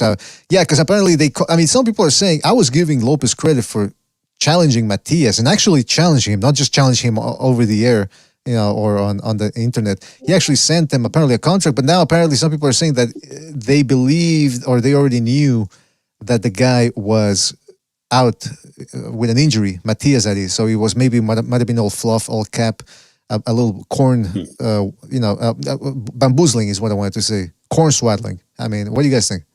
Smoke and mirrors. We hear you. Yeah, that's right. Yeah. No, it's that shit that you were just saying about what Rep would say. They're piggybacking off each other's clout. So Matias just had a fight. He's looking like the truth at the division. Teofimo Lopez, this fool's probably gonna be out already. He probably hurt his hand. We're already closing on a deal with Jermaine Ortiz. Don't say nothing yet. Shh. But let me go ahead and call out Matias and send him a contract that I know he can't accept because he's gonna be out. And I already have another fight lined up, so it doesn't matter if he did accept. You know what I mean? It's like they're just piggybacking off the cloud chasing, bro. I don't like to use that term, but it's free publicity, right? Yeah. BDA, did you see that $50 super chat that I never sent? Yeah, I kind of missed it, man. I don't know how I missed that one. Yeah, but Never Sobers is saying that there's some shadow play going on here, and I mean, listen, that's what Bill Haney did with the whole Loma Haney thing. It's like, Lomachenko never wanted to fight us. It's like, well, why did he have to fight you when he had a more dangerous opponent than Teofimo Lopez? But they wrote that narrative into a lucrative YouTube deal because at least they got a bunch of YouTube people on their bandwagon. But the point remains now it's between the Tank Davis fans and the Devin Haney fans. And my nightmare scenario is that these guys never actually fight each other, and it becomes another Errol Spence Terrence Crawford thing where they just jaw at each other after every fight. What about the Shakur fans? What about the Shakur fans? They left? They left. What happened to them? No, but hang on. Let him finish. Let him finish. Devin Haney fans. Yeah. No, they did well, man. Yeah, I know. What I was gonna say, that's how you look. What happened to Haney? With Prograde, with Haney, the fight. That's exactly what you do with a power puncher.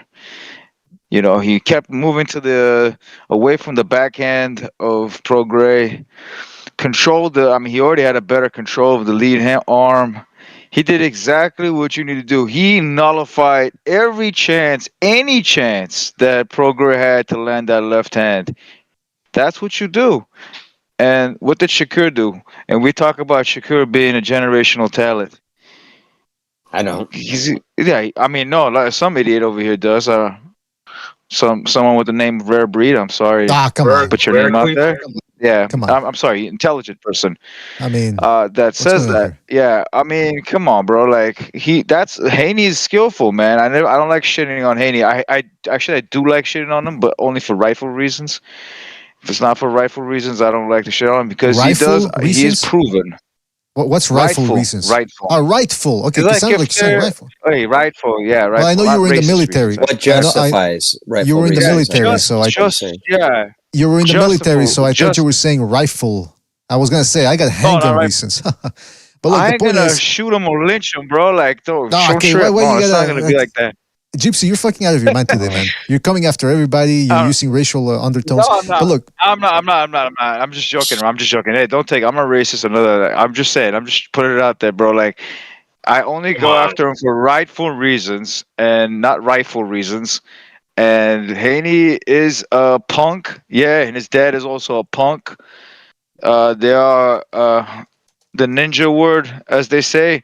No, but wait a minute. Hey, Gypsy. So, but what about Tank Davis, who's using rehydration clauses, catch weights? Hey, Tank Davis says, I'm gonna get to Tank. Tank is a pussy. He's not even. You're just getting started. Tank is a pussy. Yeah. Tank. Yeah. Tank is a pussy, man. Tank is it's not used for him to dehydrate his opponents. I mean, he's saying you don't want to fight at 140, but you fought Barrios at 139 and a half or some shit like that. I mean, whatever that weight class was, you fought him there, but you don't want to fight Haney? Or why? Too much of a coward? You All didn't. right. If Well, Ryan was so bad, why did you challenge him in 135 when you took Barrios at that same weight class at 140? well. No, Tank is Tank doesn't have it. If he doesn't have his own way, the fight's not going to take place. He's a bitch. All right. Let's get somebody else. Well, Give somebody else a chance to step in Look, here. we understand. Yeah. We understand. Dude. Yeah. Somebody else wants to step Okay, I'm in gonna here. stop talking. How come I can hear myself here? We can I hear can you. hear video. No, I know, but I think anyway. There was an echo. Who else wants to go? What do you guys think then about this? Should there be should both guys just fight at the right weight with no rehydration clause, or does one have to give in to the other?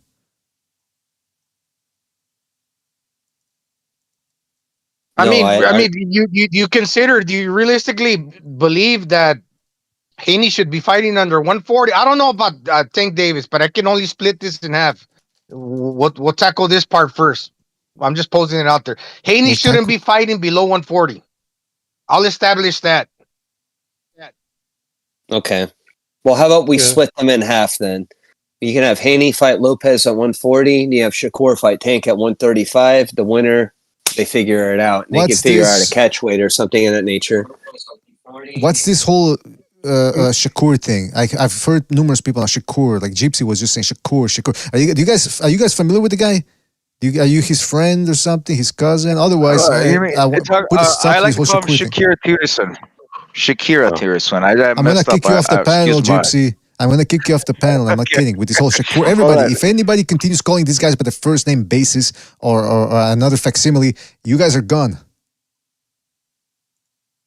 The only time I think catch weights are legitimate is say if Crawford moved up to fight Canelo, make a catch weight, meet somewhere 160, 163, somewhere where it's extreme. Yeah. But going up 5 pounds, making catch weights, that's just fucking bullshit. So I agree. So I agree with you, but they've done it. But they've done it already. So don't you think they'll do it again? The history has already proven that they're gonna. Tank's not going to go up to 140 and fight them on an even playing field. So even if they were to do it, you know he's going to ask for some kind of concession. That's all I'm getting at. Well, then he should get criticized for it. That's fair, and you can. No, by the way, Shakur Stevenson. He's the same as Tank. He won't fight until if it's not under those conditions. Haney is sort of like them, but not quite. He does follow some stuff, but not all the way through. But Shakur Stevenson is the same as Tank. Not maybe as bad as Tank is, but if it ain't his way, it's the higher way as well. I mean, he had his chance with that undisputed. He didn't take it because the percentage was too low for him. I mean, still, it's undisputed. Take it, bro. Like, my thing it's gotta be under my rules. Straight G said something. He said, "Well, look, I mean, if a guy's good enough, it doesn't matter if his opponent rehydrates 20 pounds, 25. It's about skill." So my thing is this. Then I'm just throwing it out there. People that a lot of the Tank fans like to say that Lomachenko is overrated, overhyped. He arguably beat Devin Haney. I mean, scoring the fight when I rewatch it, it's just Lomachenko's always getting the better of him. So if he could do it, why wouldn't Tank Davis, who's supposedly better than Lomachenko, be able to do it as well? I mean, I know I'm asking the wrong people because you guys aren't Tank Davis fans, but how do you think they would answer or reconcile that? They wouldn't be able to answer it properly because Lomachenko has really good feet, where Tank Davis doesn't move in on you with his feet so much. He actually likes to move backwards and set you up and counterpunch. It's a different style completely. Yeah, that's what I'm thinking. Different skill set. Exactly. Correct, but he does have the mobility. It's not like he don't have the mobility. He just not going forward and protecting himself. He can't. Yeah, that's true. He doesn't have it going forward wise, but he's a juggernaut in some cases where he takes shots, and I'm pretty sure he could be able to take Haney shots and try to get him. But I don't think he can. I think he knows it's a lose-lose. I think even at 135, Haney probably would have beaten fucking Tank. That's a Haney beats Shakur and Tank. I'm just telling you right now. Haney's the new Floyd. Haney's the new Floyd. No, he's not Floyd, but Haney's a bad matchup for Tank. Just way too big, Long. too sleek, moves around, get too long. Tank's just going to fucking. I mean, Tank needs somebody to come forward. Right. Yeah, so right. To right. me, Gypsy. To me, I've asked a question to BDA the other day. To me, he's more like maybe, probably like a Bernard Hopkins, a ring general. Not good in one, not excellent like a 10 in one particular area, but just solid all around. And like you said earlier, the way he controlled the fight are characteristics of a ring general. And I told BDA, he said maybe not a 5-star, but definitely a ring general, like No, Bernard Hopkins. when I say he's like Floyd, I don't mean by style. I don't mean by how he fights. I mean by he's the next Floyd, as in like star wise. They actually. I mean, he What's even star looked like this. quality? What's I star don't- quality does he have? What are you I'm about talking to say, about? I don't really Right. see that at all. No, I right. think you actually had a better Quality. argument with the style quality. Yeah, Let me in terms of Let me movement, finish. Let me finish. I can tell you what I mean, but yeah, I'm trying to say is he's not right now, not at this very second, but he will eventually be down the line. He's 25 years old, and he just became he was undisputed, obviously not rightfully, and then he's a two division champion, and it's all it's only. The only way is up. He's just gonna get. No, And hang he's on. showing. Okay, you made your point. You made your fucking point. Holy fuck. Yeah. So, to me, he's like a no frills Floyd. He sort of fights like him, but he doesn't have the style of Floyd. Floyd was, even the older Floyd, not even Pretty Boy. The combinations, he used to put it on people at the right times. This guy's no frills, almost like a workman like Floyd version of Floyd. He sort of moves like him, great movement, technical, but he doesn't have the extra. So I don't know how he's going to be. I don't see no star quality at all. Let's keep it short and sweet. He's going to go from being the email champ to the media champ. Oh, from media. Ooh. The media, not yeah, media. I mean, that's what I see. I could be wrong. I mean, that's like being Nostradamus, but I see that being a possibility because I think Ryan Garcia is the son of Oscar De La Hoya, and Shakur. I mean, not Shakur. Haney is the son of Floyd. What the hell? I mean, they look alike. I mean, I'm saying it before. Like those two are like bastard sons of those guys. I'm just putting it out there. Haney's got a. The best thing that Devin Haney is doing that you could kind of compare him to Mayweather is he's snatching up the titles. He's doing better than his foes and being in position to get the titles, and he's facing the better names. Yeah, I agree with that. He's definitely taken on. Look at compared to Tank, that's not even comparable. Tank's doing fuck all.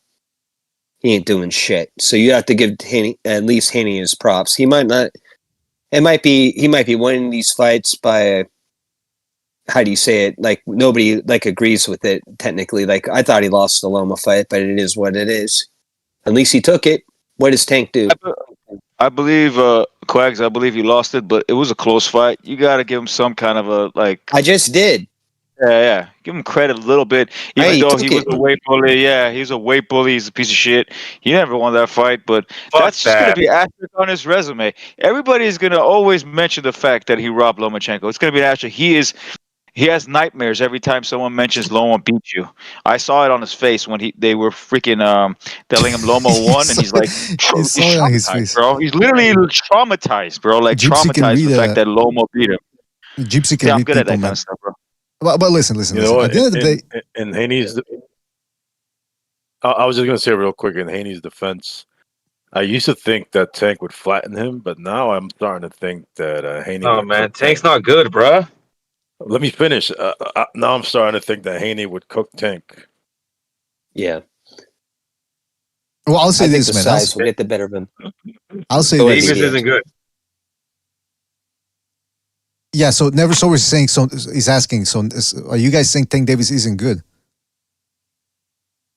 Tank is I good. mean, he's a power puncher. I He's think small, Tank but is he's good. a power puncher, and he knows that if he slightly drains his opponents, he can crack hard, so that's going to be his advantage. So Right. He's a banking on counter. that. Can I add on to that? He's a counter. He's a power counter puncher.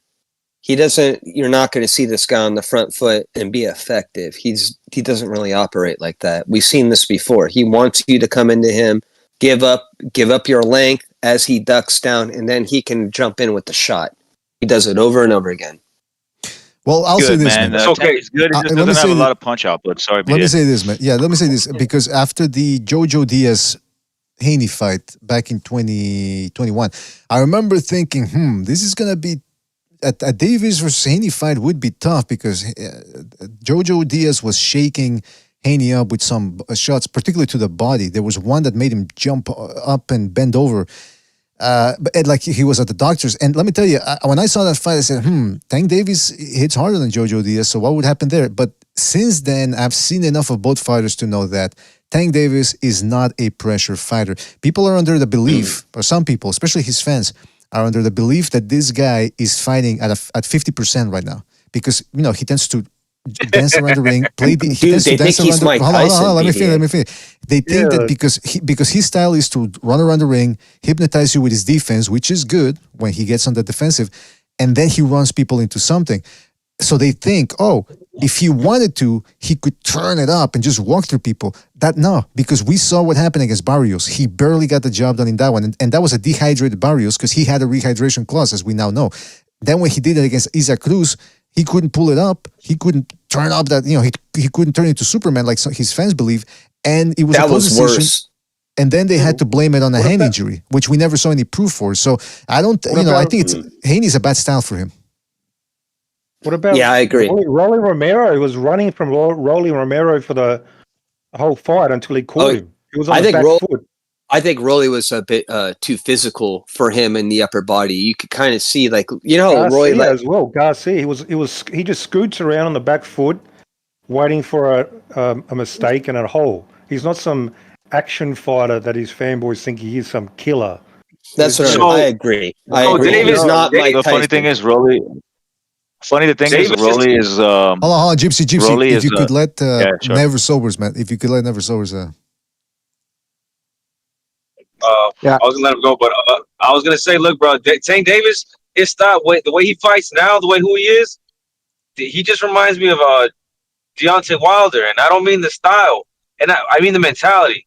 These guys know they got to punch, and they don't got to work on anything else. They just got to get that punch. Hey, but Deontay's a Davis, killer, man. He's not a pussy. He doesn't run around on the back foot. Davis is losing his fights until he knocks you out. Shit, bro. Deontay Wilder's losing his fight until he hurts you and knocks you out. You get what I'm saying? He's saying it's the same thing, but he's doing it from the opposite. For one punch. Right, but one punch. guy's a counter puncher and the other guy is on the front foot. He's right in that aspect. That's a good assessment. Opposite. So he's comparing him even though they're completely opposite. Cool.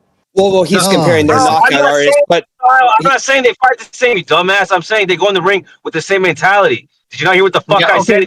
We said the same mentality. One guy's on the back foot. If you want to correct me, bitch, listen to what the fuck I said. Mentality opposite. You peanut.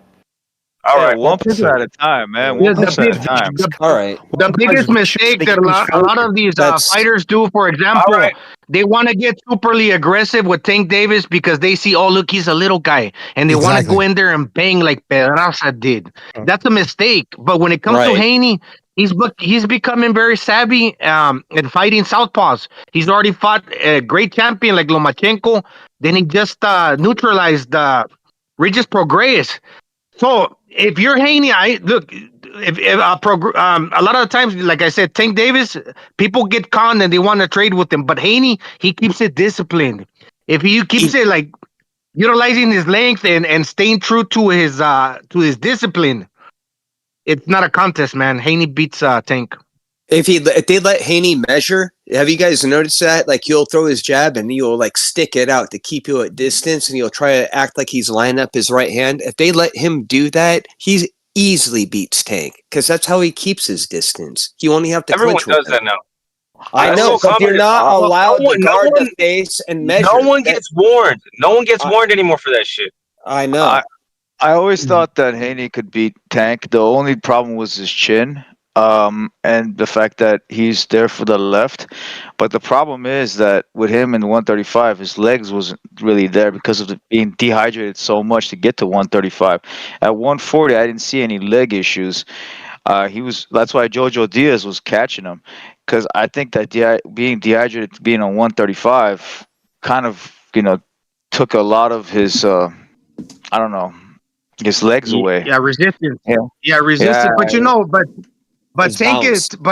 Yeah. Tank is no Jojo Diaz. And right now you could say that Haney probably learned from the Linares fight. Okay, I'm not gonna sell out on my style, whether it's enjoyable or exciting to watch. I'm not gonna sell out on my style to please the fans. I'm gonna keep it 100 and true to what I do. Not saying that I personally like it, but I'm just looking forward to what he will probably actually do if he fights Tank. He won't sell out like that. He'll just keep it boxing. I don't ever see these fools fighting, bro. I don't either. I agree. I can see Shakur fighting Haney, but I don't see Tank fighting Haney. I don't see can Shakur fighting anybody. Why would you say that? No, in the future, not right now, but like in the future, Shakur. it's possible. How but far I'm in not the how saying- far in the future? He's done everything that he's I done don't know, man. everything. What the We will fuck? get Haney Lopez before we get any of those fights. I'm saying within within 5 years, I guess, Fuck, possibly. dude. Fuck that. Yeah, I know it Say what sucks, you but will that's about what I'm Pitbull saying. Cruz, he's got good defense and he's got a solid chin. Tank couldn't hurt him. When it came to Ryan Garcia, yeah, it's okay. It's good to come forward. But he basically just came in while he was dehydrated and attacked Gervonta Davis. So he was right there for the taking. Plus, he tends to drop his arms, tilt his chin up. So he was there that's why he got knocked out. He had a separated rib. Yeah. With Devin Haney, he's going to create that distance. He's not going to get close to you. Well, can I say something Can about I- that? Well, go ahead, Go Quags. Your floor. No, your floor, dude. Go ahead. All right. Well, I'll say this. Gonzalo brought up a good point about the opposition that both guys have faced, the difference in opposition as well. And that also brings us to the fact that what we saw with Errol Spence and Terence Crawford, or actually Wilder and Fury, that's a better example where one guy is better and he's being active and he's learning the right things, and the other guy is fighting lesser opposition and he's not getting better, but he's giving the appearance to his fans that he's this monster. The same thing with Gervonta Davis. Look, is he a good fighter? Yeah. But he's been looking better than what he actually is based on the opposition he's fighting. And so you look at Haney, he's fought Lomachenko, he's fought Prograis. And say what you want about Prograis. Was he tailor-made for Haney? Yeah. But Haney had to have the skills to make it look like that way, because it's one thing to see a guy's flaws on video. It's another thing to have to be able to take advantage of them. And that's where I give Haney Exploit credit. him. So he's been fighting better opposition. He's been staying sharp, whereas Tank Davis has had about the same amount of fights as Haney, which is about 2 per year if he's lucky, but he's been fighting lesser opposition, so he's been getting complacent. Or it's likely that he's been getting complacent. And becoming lesser potentially too, right? Like, how can your skills upgrade if you fight lesser competition? Exactly. Haney's been. Go finish, bro. All right, let me. I want to add something to what Gonzalo said earlier. I don't think. I think Tank hurt Cruz in that fight, but what happened afterwards, Cruz hurt him back, mm-hmm. and you saw, like, I think Tank got scared. He's like, "Damn, if I have to go in there and do that again, I might not be able to. He might hit me back, and I might not get up." I think something happened in that fight, because I saw Tank hit him pretty square a couple times, and he didn't follow up. And Cruz came, because Cruz was ready for it, like with those uppercuts. I don't think Tank was ready for a shorter guy. I think that really fucked him up a little bit. He's like, damn, this guy's lower than me. Wags, he hurt his hand because he went with an uppercut and that move blocked it, and he broke his hand. I don't know what happened to his hand. He sprained it or whatever it is. He hurt his hand throwing it while Cruz blocked it. Because that's what he said, though. And he hurt him. Yeah, but that's what he says. We don't know if that's true or not.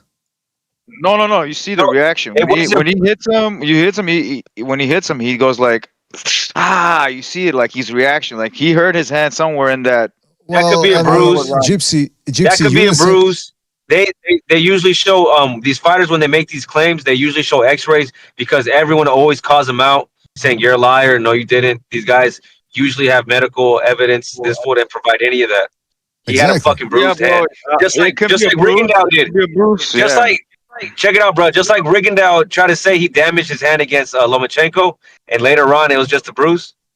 No, Rigondeaux's a bitch, man. Rigondeaux, that was just a bullshit excuse. Davis is the same thing, bro. Davis on the same shit, bro. It's the same thing. I believe that, but I believe it, but in the sense that he actually like you saw the reaction. Whether it's a bruise, whether it's a crack of the bone, or whatever it is, he actually did hurt his hand. It's not like we didn't see that with Rigondeaux doing that. I think Reaction. Cruz schooled Tank Davis. Now, I don't mean like he totally won. In my opinion, he won. But what he did was the way he would block himself, it intimidated Tank from throwing that uppercut. So what Tank basically it hurt. Don't get me wrong, it hurts. But I don't think Tank broke anything. What Cruz did was get in his head. He's like, God damn, if I throw this fucking uppercut, he's gonna block it again with his forearm, elbow, which is perfectly legal. And exactly. Since you know Tank Davis is hard as fuck, the harder you throw, the more susceptible you are of hurting your hand. Especially if you hit an elbow. Like if you're going for that left body shot, if you clip that elbow, because Cruz was defensively responsible, and that dude is tough. He's like a little sack of cement, dude. If he puts his hand. If you hit the crown of the head, dude, you're gonna break your hand in this fucking cranium, dude. Or the hit. The point of the hip too is bad. Like you see fighters do that all the time. On the point of the hip, the hip bones where people break the elbow, the hip bone, all the time. The people break their hands on that shit. You know who really actually hurt Tank Davis? The only guy that really truly hurt Tank Davis is Rolly Romero. I'm not Barrios hurt him too, man. Ryan Garcia hurt him. I'll say this. Hold on. Let me say this. Hold on. Hey, Gonzalo, you said that the harder you punch, the more susceptible you are to hurting your hand. That must explain why I'm fucking hurting my hands all the time, man. Good to know, man. I mean, because I hit harder than the motherfucker. But look, the point is this, man. Bro, he got big hands. Let's get serious for a moment here. So, from what I understand, most hardcore boxing fans, and you guys, most of you are because you're on this panel, are saying you're disrespecting Tank Davis. So my thing is this: with Devin Haney and Tank Davis, you're saying. Well, I'm just saying, with Tank Davis and Devin Haney, you're seeing Generation 2.0, the Zoomers of this boxing world, where they need special advantages. Tank Davis wants a rehydration clause in the catch weight. Devin Haney says no. And by the way, I want a 36-hour rehydration period so I can come in heavy. So it's just a sad state of affairs that we're in right now. Agreed. So it's the weight bully versus the guy who wants to compromise you with the rehydration clause. It's what versus another weight bully. It's the same thing. They're just like reinvent. Yeah. He's like reinventing it. He's reinventing one it. One guy has a method. Like if you look at Devin Haney, I believe he's a full-fledged welterweight. And then you look at Tank. Tank's a guy who's really not that big. He's just irresponsible. He drinks a lot. He eats bad food, and, shit like that. And he blows up in weight. But he can make 135 comfortable if he has to. And so he wants to drain him. Where the other guy wants it to be, he wants the fight to be as big as possible. You know what I'm saying? So that way he could be a weight bully. At the end of the day, none of these fighters, most fighters these days, they just don't want to take risks. They don't want to take risks. And that's basically the bottom line, especially with those guys. Yeah, Haney's fighting. Hold on, let him finish. Haney's fighting some better guys, but make no mistake, they were very selective in choosing those guys and opportunistic. Agreed. Divichenko, he arguably lost against Ortiz. A lot of people thought he lost. I thought he lost. He barely won that fight at best. Okay, and he's much smaller. Haney's like 2 divisions bigger at least. That's a great matchup for Haney. And then obviously Prograis, another great selective. So they're all being very selective in their own ways. Again, boxing has been always Canelo's another one. I think when Sugar Ray Leonard. Let me say it. When Sugar Ray Leonard went up against Hagler, bro, he that saw. Was at the end of his career. That was the end of his career. Not a great comparison. I'm just saying. Like he saw that there's weaknesses that he can exploit against Hagler. That's why he chose that fight. They all do this shit. Every last one of them. He still Since the went up. dawn of He still time, went they up do though. it. He He went went up. up there. I'm not. Yeah, bro. He did. Nothing. They're legends of the sport, bro. I'm just saying that they all do this. It's not like when Manny Pacquiao picked Thurman, he knew what he was doing. But Thurman was way past. Well, but Gypsy, shouldn't we criticize him? Gypsy, hold on, Gypsy. Wait. No, look. I picked Manny Pacquiao to beat Thurman, bro. Let me. No, we don't care. We don't care. Manny was 40 years old. I always One out of 10, guys. thought Pacquiao would beat Thurman, but it's the way he picked them. He picked them like Jesus. Like that was not going to be. They the were best equally version. inactive. They were equally inactive. That makes no sense. Bruh, Thurman was supposed to knock Manny Pacquiao's head off. So No, I don't. No, fuck that, bro. I picked Pacquiao to beat him. Pretty comfortably. Cool. Yeah. Thurman was supposed to knock his head off, bro. I don't get it. I don't get what you're arguing right now. Hold on, What I'm trying to say is they see weaknesses and they take them. I'm just saying. Hold on, fellas. Bro, all I'm saying Gypsy. We get it. We get the point. Yeah. What I'm saying is, though, is whether some all-time greats did it or not, it should still be called out because it's not correct. It goes against the credo of boxing and of having rules and regulations. Yo, BDA, let me say something right quick, right? Go ahead, Tracy. Tank, right? They all selected, but damn, Haney and Theo are the real fighters, man, at 140, man. Because Tank could have took advantage and beat this guy, Pro Grace, but he didn't do that. He fought Mario Barrios for the regular belt. Why he didn't? You know what I mean? He's not taking the opportunity. Tank is being the most selective, man. Because these guys are fighting champions. Tank ain't fight a champion in 3 years, bro. I agree, but then the question is about the weight stipulations, the rehydration clauses, because neither guy appears to want to give up their special clauses. Right. And I think both of them. I think both guys have an advantage. Both guys. The reason why they do it is because they have a physical advantage in the ring. In that realm, and under those circumstances. Guys, hold on, let me finish my point. This is why, to me, those guys are not true pound for pound fighters. Oh, concessions. Yo, BDA, I just came in here, right? Because I had to address something. Y'all was talking about somebody brought up the Pacquiao Thurman, right? And I do think he picked Thurman, bro, because I won't say he cherry picked him, but he picked him at the right time. Because You can't cherry pick a champion. It doesn't make sense. Well, yeah, you could say that, bro. But I just did.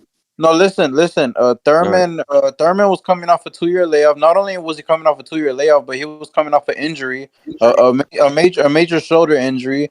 And Pacquiao had some activity earlier. Like he fought Adrian Broner. Let's not that, you know. So you know what he was. You say pick him at the right time too. Okay, it was a perfect time for Pacquiao because he became the oldest welterweight champion in history. But so why wouldn't you want to do that? Coming off, you know what's actually funny? Let me say, coming off a soldier fellas, injury. please, excuse me. He didn't. Pacquiao wasn't coming. I mean, Thurman wasn't coming off a 2-year layoff. He had a fight earlier that year. Oh yeah, I forgot that. But still, he was still coming off a shoulder injury. I mean, listen, he was. So was Pacquiao.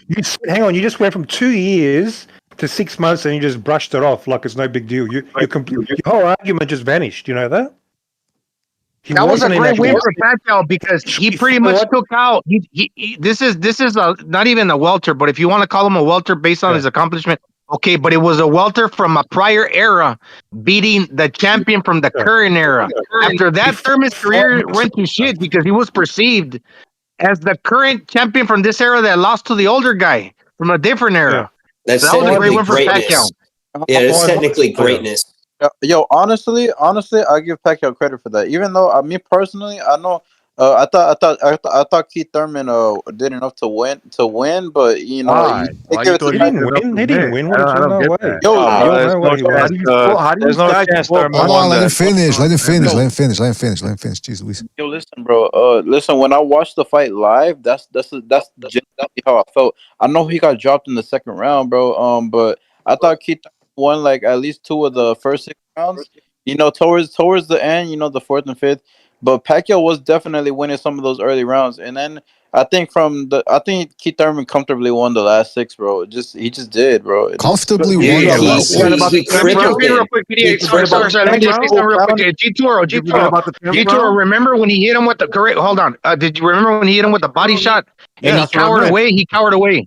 That was like a 10-8 round That's almost exactly because what I he took. meant. The 10th round. By the way, I think Pacquiao won dropped him in the the first round. round, not the Yeah, second round. because he didn't go I down, think he bro. dropped. Round, Yeah, but you say you before recognize. he got Okay, hit with the body this is what Chitoro said. He said he swept the last six. In No the 10th way. round, I believe he hit him No with way the he did. body shot, Okay, Pacquiao, and he no, was guys, running the Pacquiao whole put him round. 8 One 4 at a time, 8. fellas. One at a time. Come on now. Okay, Gonzalo, go first. No, I said it already, but in the 10th round, he got hit with the body shot and he cowered away and ran for the rest of the round. Yeah, he lost Yeah, that round. I'm saying, bro, I saw that fight. I watched it live and I watched it replay wise. Pacquiao clearly won 8 rounds plus a knockdown. There's no chance. I'm with you on that Thurman one. yeah, bro. There's no way Thurman Thurman won rounds. that shit, bro. Thurman would need to win on 8 that rounds to win the fight, right? Bro. Most people actually Yeah. they saw Thurman doing a lot They of were- things. Bro, I- there's I- a reason why that fight ended in a split decision, bro. Like they literally had Pacquiao winning by 1 point, bro. That was not by Yeah, coincidence. the judges, right? Because Yeah, Pacquiao never gets a I fair thought shake he on won, the bro. judges, brother. He doesn't really get a good shake. 8-4 plus a knockdown. Come on, Dude, man. that wasn't that, Yeah, bro. no way Thurman won the fight. 8-4 only. He only had 1 8-4 round when he dropped him. I get it, the body shot, but even in that round, prior to the body shot, Keith Thurman wasn't getting whooped or anything, bro. Even if you want to give him that round, bro, he easily won the rest of the last 2 rounds. Pacquiao clearly landed the better punches to fight, the more effective punches. He dropped them. He hurt him. Come on, bro. Yeah, man. Clearly won that no. fight. I gotta ask you. In that I'm second, sorry. round, in that Straight second, G, let me ask you, Wayne. Let me ask Yeah. you, Wayne. How do you cherry pick someone that's like 15 years younger than you, more active than you, undefeated, not more bigger than you, heavier than you in his natural weight class? I don't Doesn't get make how you sense. cherry pick that You know guy. what? You want to know something? Yo, guys, Sobers? Be fair. you got, Be fair. you guys, Yo, Hold on, yo, let me finish. Let me hold finish on, my hold on. point, brother. Go ahead. Go ahead, Sobers. Okay, I was gonna say, look, that fight, Keith Thurman was supposed to be Manny Pacquiao was supposed to be a layup for Keith Thurman and passing of the torch. Yeah, I beat the old champion, and now I'm the undefeated guy. Now I'm the guy. Now it's gonna be a big fight between me and Errol Spence. That what was supposed to happen. Then he Exactly. lost, and then the Errol Spence was supposed to get the Pacquiao fight, and then he pulled out whatever whoop de whoop. But look, Keith Thurman lost so much respect within his community off of that Pacquiao loss. Clarissa Shields openly challenges him. She thinks she can beat him up because he lost to Pacquiao. That's a harsh correlation. That bitch is crazy, man. She got knocked out in sparring She by said guys. it in an interview. Yeah, I know. She also said Golovkin. She also said she can fight Golovkin, bro. You can't take her words serious, No man. way. Come She on. said, no, listen, bro. She said Keith Thurman can't even beat up little Pacquiao. He can't fuck with me. That's what she fucking said, bro. Did you guys? Hold on. Hey, did you guys hear this video? Maybe you didn't see it. Because I haven't posted it yet. I think I'm the only one with it. Apparently, Clarissa Shields and Keith Thurman actually met in 2021. I think after the whole pandemic thing, and obviously after the Pacquiao. And this is how she greeted Keith Thurman when she first met him. Hey there, you cock-loving faggot. I mean, listen, I don't know, man. I think she was openly I know. disrespectful. You can tell when you set shit up at this point. You're too obvious. The long hair that gave it away. I don't know. Was the long hair that gave it away? But the point is this. The point is this. The point. Feminine, man. Yeah, listen. Yeah, that's true. It should have been like, "Hey, motherfucker." No, but listen, Straight G. Being more baritone, BDA, more bass. This all started because Straight G said that he didn't rate that win very high. Then it turned into, well, yeah, it's a good win, but he didn't actually win it. It was very close. I mean, listen, Straight G, man, come on, man. You're trying to be too provocative nowadays. I stand on that, bro. I stand on that. I know you do, listen, and you're drunk standing on it. Let me tell you this. People criticize Devin Haney, and I share the sentiment too. They say that when he fought Lomachenko, the thing about Devin Haney is he throws one punches at a time, right? He's not a combination puncher, right? And if you look at that Pacquiao Thurman fight, Pacquiao was countering Thurman, but it was one shot at a time, and Thurman was landing more combinations on him for the most of the fight.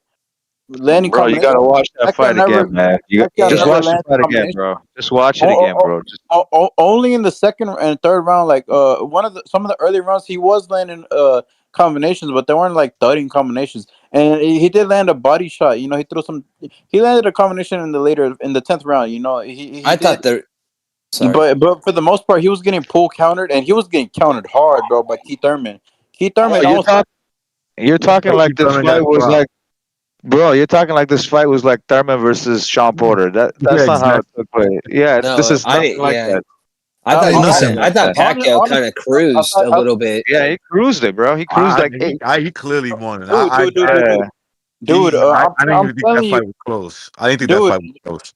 Me neither. Bro, come on, Never. dude. Listen, let me say this. I saw Keith Thurman pull counter the fuck out of Pacquiao in one of the later rounds. I could have sworn Pacquiao was almost going to sleep. Kind of like how Tank and Ryan.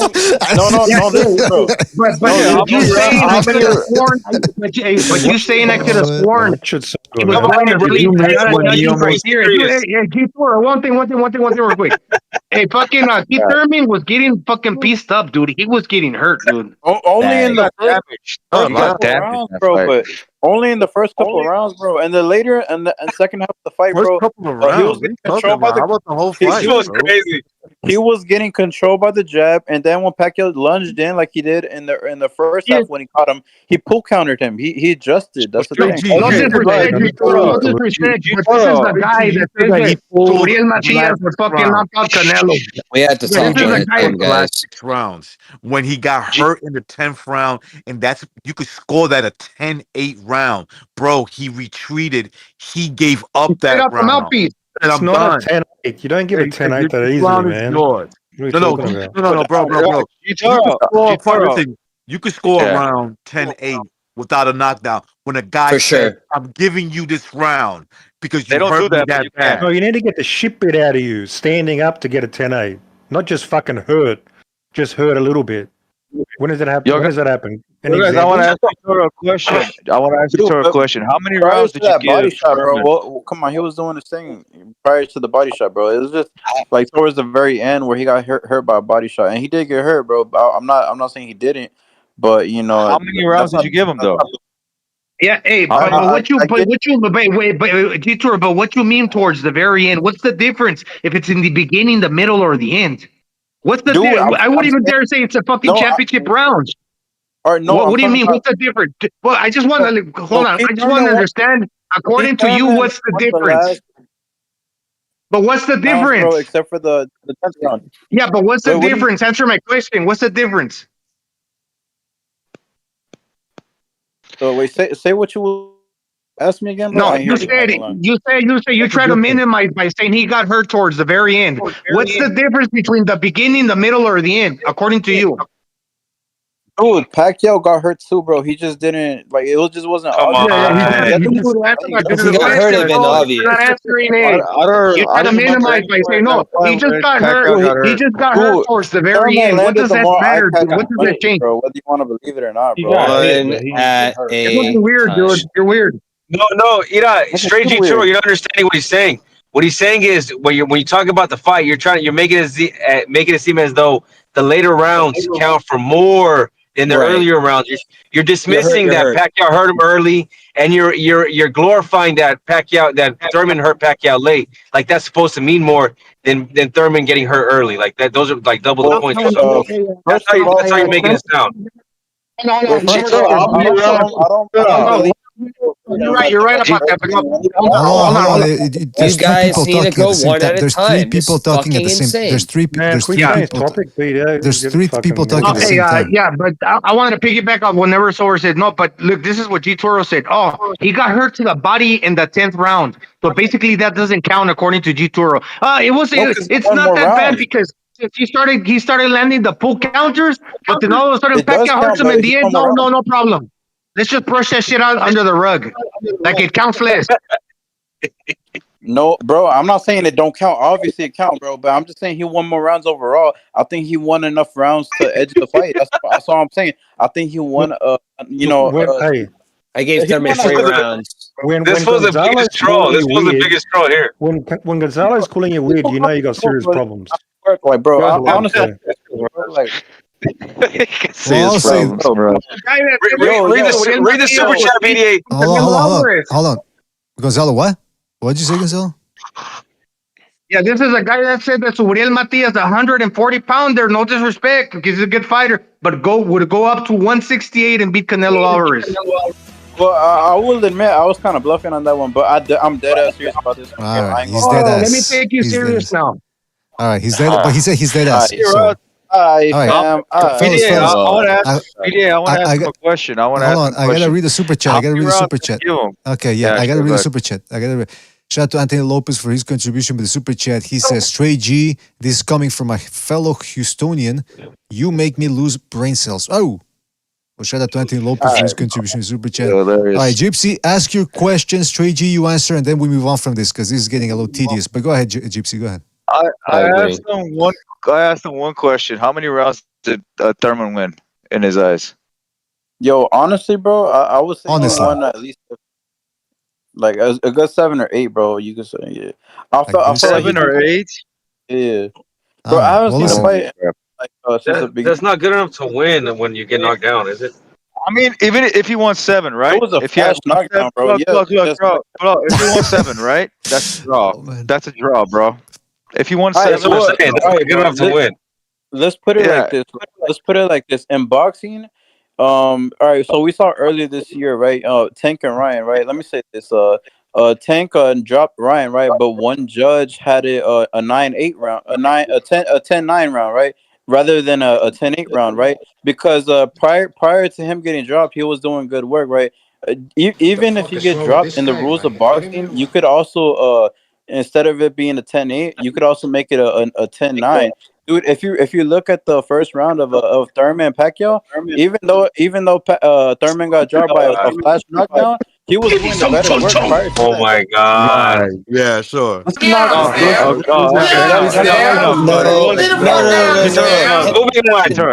You couldn't do that though. You would have to make it a 9-9 then, right? Right, because you're saying that you thought he won that round. We have to keep it. We're fucking the math up right now. That's exactly what he's saying. You disgust me, bro. He's saying that the round was knockdown. He scored it a 10-9 for Thurman. In an era where in an era where the swing rounds are only going one fucking way, you want to take the credit away from a dude that gets the knockout, an older dude. Come on, man. All right, that's enough, man. Let's move on from this. In a fight that was rigged, in favor of BDA, let's move on, bro. Yeah, let's move on, man. Let's move on. Cracking some bad shit. All right, listen, I wanted to ask you guys this, man, before we wrap it up. And I want to start with Never Sobers. You guys saw what happened with Clarissa Shields. She got her big ass knocked down, splattered all over the canvas, because she's the one that she's been saying that she could beat Thurman, she could beat Golovkin. She's a very talkative person.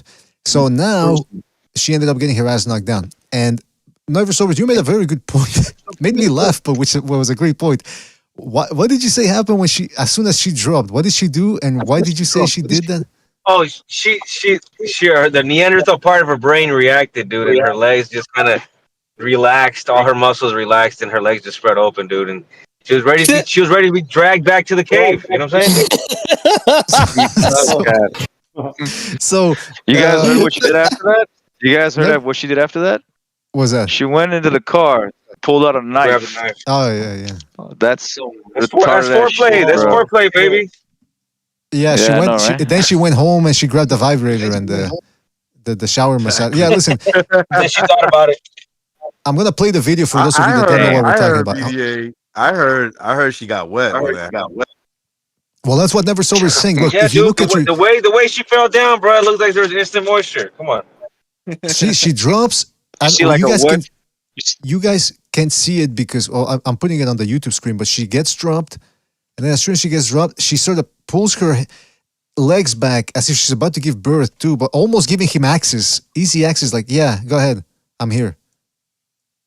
See that? You saw a silhouette of her body on the canvas, bro, because she was so wet after that drop. Man, listen, man. All I want to say is, fuck that Frisco dyke looking bitch and her fans too. Fuck them.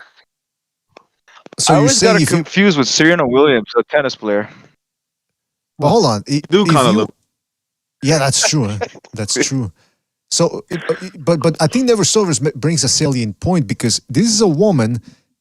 I think she's a woman that what she wants is she's always very talkative, very obnoxious, very, and she seems to think that to be a strong woman that means to be an annoying woman, and those in my experience, albeit limited, these type of women are begging for a guy to choke him out. Am I wrong? Absolutely, absolutely. Come on. You know what I noticed? You know what I noticed, BDA? You know what I What's that? noticed, BDA? She calls out certain people, but she won't. I don't hear her trying to call out other people. Hmm. Like I have a feeling she knows who to do that with. You know, she's careful. She knows who to challenge. Because I Well, have a she knows feeling who's she gonna challenge. respect her as a woman and who's not. You know. Exactly. That's what it's all about. She knows that the people that she's calling out, they're gonna have. Triple G doesn't even acknowledge her. Come on, man. Triple G would kill her with a smack. You know what I'm saying? He'll just smack her. He'll just probably She break her. called recognize she called it Errol Spence too. They actually had a sparring match apparently. And I'm assuming Errol went super easy on her. Super easy. Just probably used one arm. Didn't even pulled his punches ridiculously, just not to And he hurt her. probably still beat her. He probably still beat her Yeah. too. Yeah, Yeah. yeah, yeah. She's a Take dumb your bitch, bro. stupid ass home and find yourself a man and shut the fuck up, bro. You're not, bro. I swear, slap in her face, bro. If she Bro, I ever, got a feeling she's been raped, bro. I think she's been raped, and she What? don't like. I Yeah, doubt it. that's Well, she's from the hood. She's from Flint, bro. she'll get smacked the fuck up over there. I guarantee she knows who to talk to. I guarantee you. You know what I She'll get. think? for Gypsy sure. says that she believes she might have been sexually assaulted. I think she's the one that does the sexually assaulting, and I think her I was about pussy to is like say. I think her pussy is like a big suction cup. You know, it's like when when you're feeding It a has horse. teeth. I think It that's has what her. teeth, BDA. But what? It has teeth. It has teeth. Yeah, Hey, vagina, it rips it off. You vagina guys seen the dentata, Jaws movie? vagina dentata. That's what she's got between the legs. It's a predator down there, and I'm telling you, man, this woman, she's she's trouble. Sorry. Go ahead, Gonzalo. Yeah, sorry, BD. Uh, she's actually hurting herself more legally by bringing it by continue talking about it because I don't know. I forget the trainer's. It's not Bobsa, but the last name is Santos. He's actually starting a defamation case against her because you work hard your whole life to get to where you're at, and all of a sudden this bitch starts saying the things she does without no real evidence. I mean, yeah, she could lose a. Good for him. Yeah, Good for him. And the thing about it, it's really no big deal, dude. You're a woman. You got dropped by a man.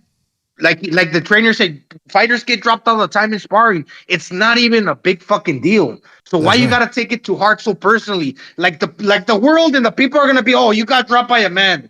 Damn, you got exposed. Nobody's even thinking like that. So obviously she got like a mental complex or something. Well, you know what's actually funny? They wouldn't have been thinking like that if she wouldn't have fucking ran her mouth initially. That's the goddamn Exactly. problem. That's all it is right Speaking there. speaking of guys getting dropped in sparring, did you guys hear that John Jones got hit in the body and was knocked out in sparring?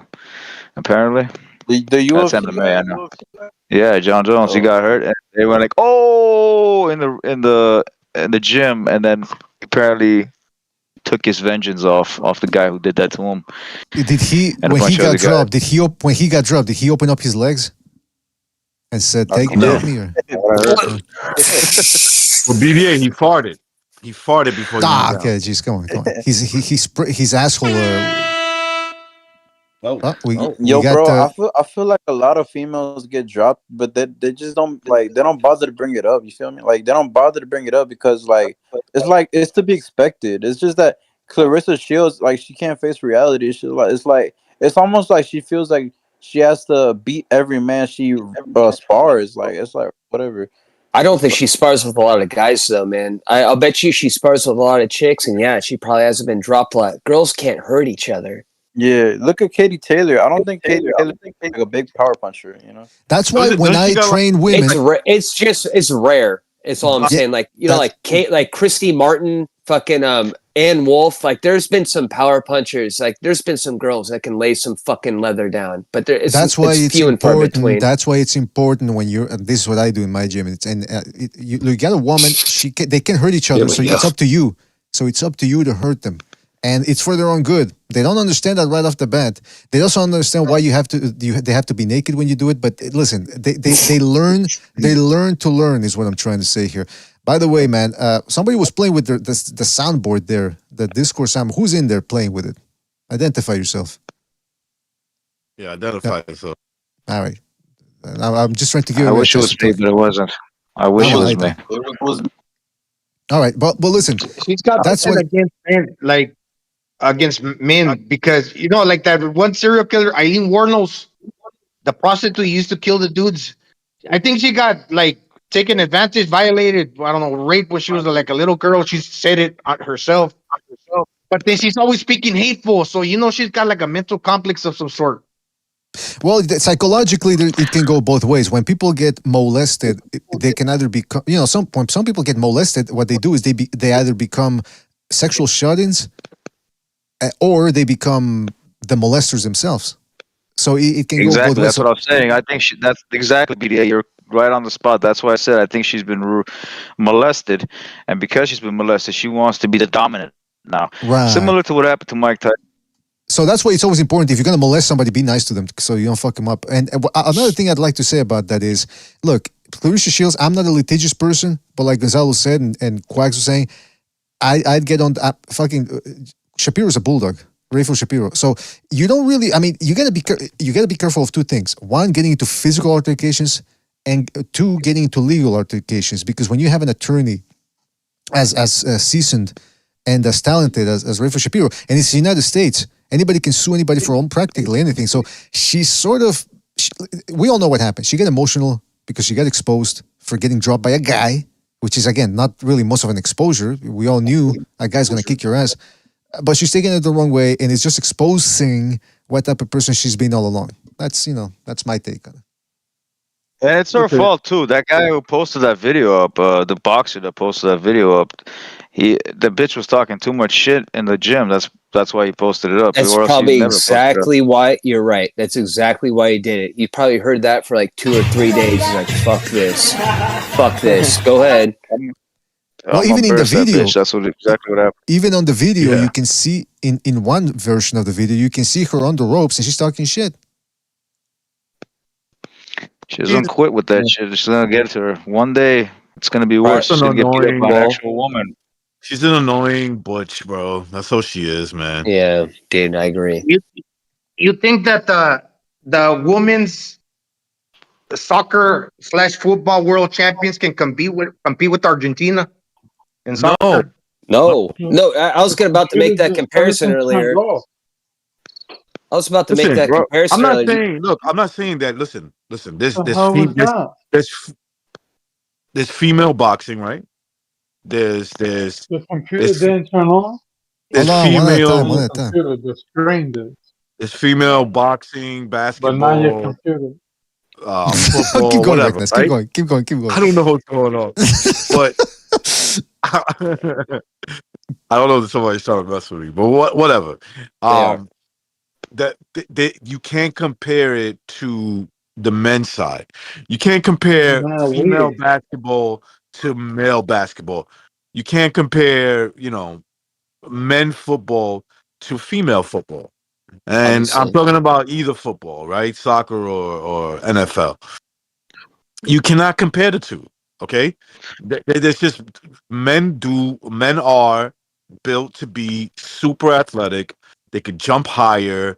They got more lungs. They got bigger lungs, so they could take in more air. We're naturally most of the time bigger than them. So it's like what is she trying to prove? Okay, she's a big girl. She's a big girl, right? She's about, I don't know, 5'7", 5'8", 5'9", I don't know, somewhere around that height, right? But that's average for us. That's the average height for a lot of men.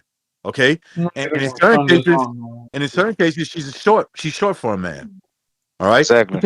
She cannot fight a dude 6'2", 220, 20 pounds. He'll beat the shit out of her. He will Just beat even Recognize. just even if grab her. yeah. Recognize. In basketball, they. I don't know what coach or it actually happened. I'm not even sure. The high school, top high school basketball team, was said that they could beat the best Yeah, they could. and the NBA women's NBA basketball team, bro. That's Listen, ridiculous, bro. I never listen. I never played like college basketball or anything like that. I was more like a novice. I was one of those dudes that you just know how to play a lot of sports, right? Because of my height, my weight. I could dunk. I could dunk at the age of 16. These girls are women and they still can't dunk. When I was Yeah, 16, I could dunk at a 10 foot a 10 foot rim. Okay, some of them these have girls hard can. trouble doing layup, bro. Let alone dunk. They got trouble doing layups, bro. They ain't lining up shit. There's other guys that will make me look like I'm nothing when it comes to basketball. Like I don't belong nowhere near a court when it comes to basketball. Okay. I'm one of those guys. Meanwhile, these girls cannot even dunk, bro, and some of them are taller than me by a lot. Yeah, you're right. You know what I'm saying? It goes Listen. it goes back to. Sorry. Definitely. Look, And they like still- what recognize go ahead. trying to say is if you get beat by a woman at anything, grab a knife and remember it's not horizontal, it's vertical. That's the way you're supposed to do it. Now listen, I'm talking about the veins in your arms.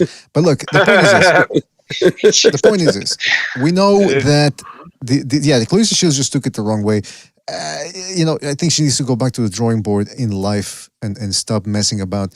I want to bring something up here before we go because we're almost out of time here.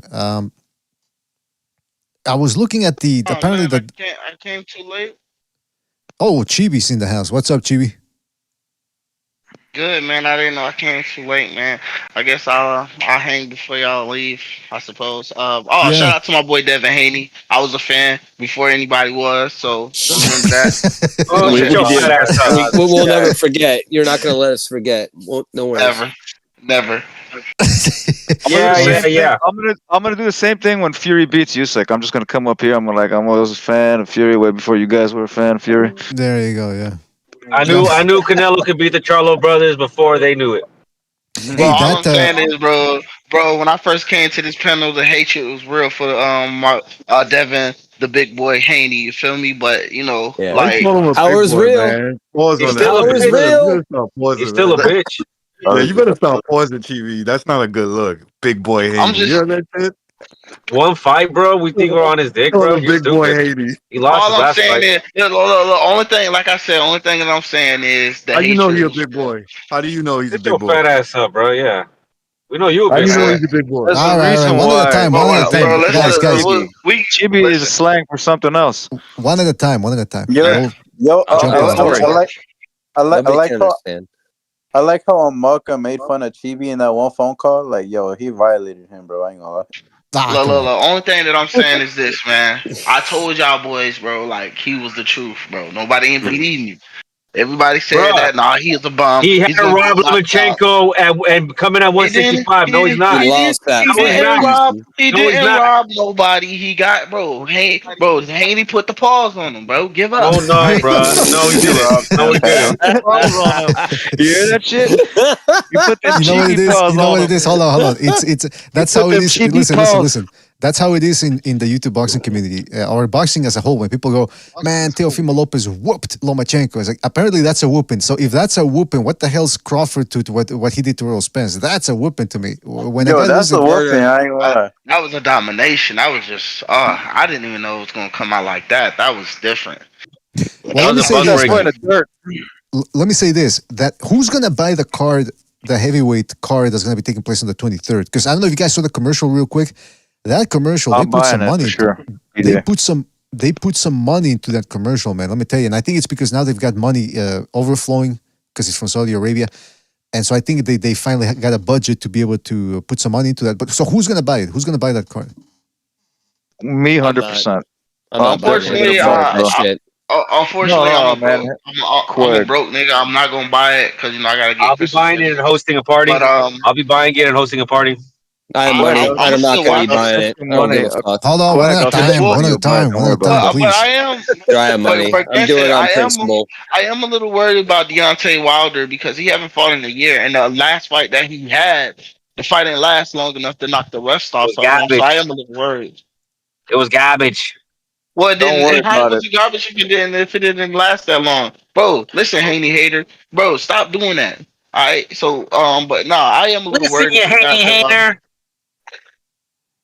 You're saying, bro, like Oh, y'all Black should have. Chibi, don't worry about it, bro. He took ayahuasca. He's a changed man. He's Yeah, gonna that's come right. in there and knock. He took psychedelics. Where did That that was come from? he What did. the He fuck? did. He said, listen, in one sentence, he goes, I got a lot of proof. I know what I'm talking about. And then in the next one, he admits that he's doing hardcore narcotics. I mean, this guy's all over the place. I don't know if I want to believe him. I don't know if I want to believe him. But yeah, that's going to be I an think I interesting. do. And by I the think way, I. how do you guys feel about Javante Tank Davis pushing the narrative that Haney might have been on steroids? Oh, Let that's a me good ask you I think question. something, it's Yeah. Chibi. likely. Let me ask you something, Chibi. How'd you feel about that Liam Paro fight with Montella Love? Ah, come on, come on. What the fuck? That has no Actually, bearing. I actually like So that. so I so like so that I'm gonna fight, man. I'm gonna That keep it a buck Australian with you. I'm gonna keep it a schooled buck the with shit you. out of him. I personally don't fucks with the zone, so I didn't know who these niggas Oh, was, and I liked the love for a second. I was like, oh, this dude looks pretty smooth, but So you can you just only looking at, but you can look in Australia dude eyes, bro. He came to wait, fight. So wait. So you're only watching boxing through the organization? You only no, it's watch just BBC like fights. lately. That Oh, is no, crazy. no, no. Why? I also watch Top Rank. Okay, it's just like I said. The zone haven't had any. The zone didn't. The zone haven't had any fights that intrigued me Um, like lately. All right. So well, you that's know all what? it was. Listen, So I listen. didn't know who Love was.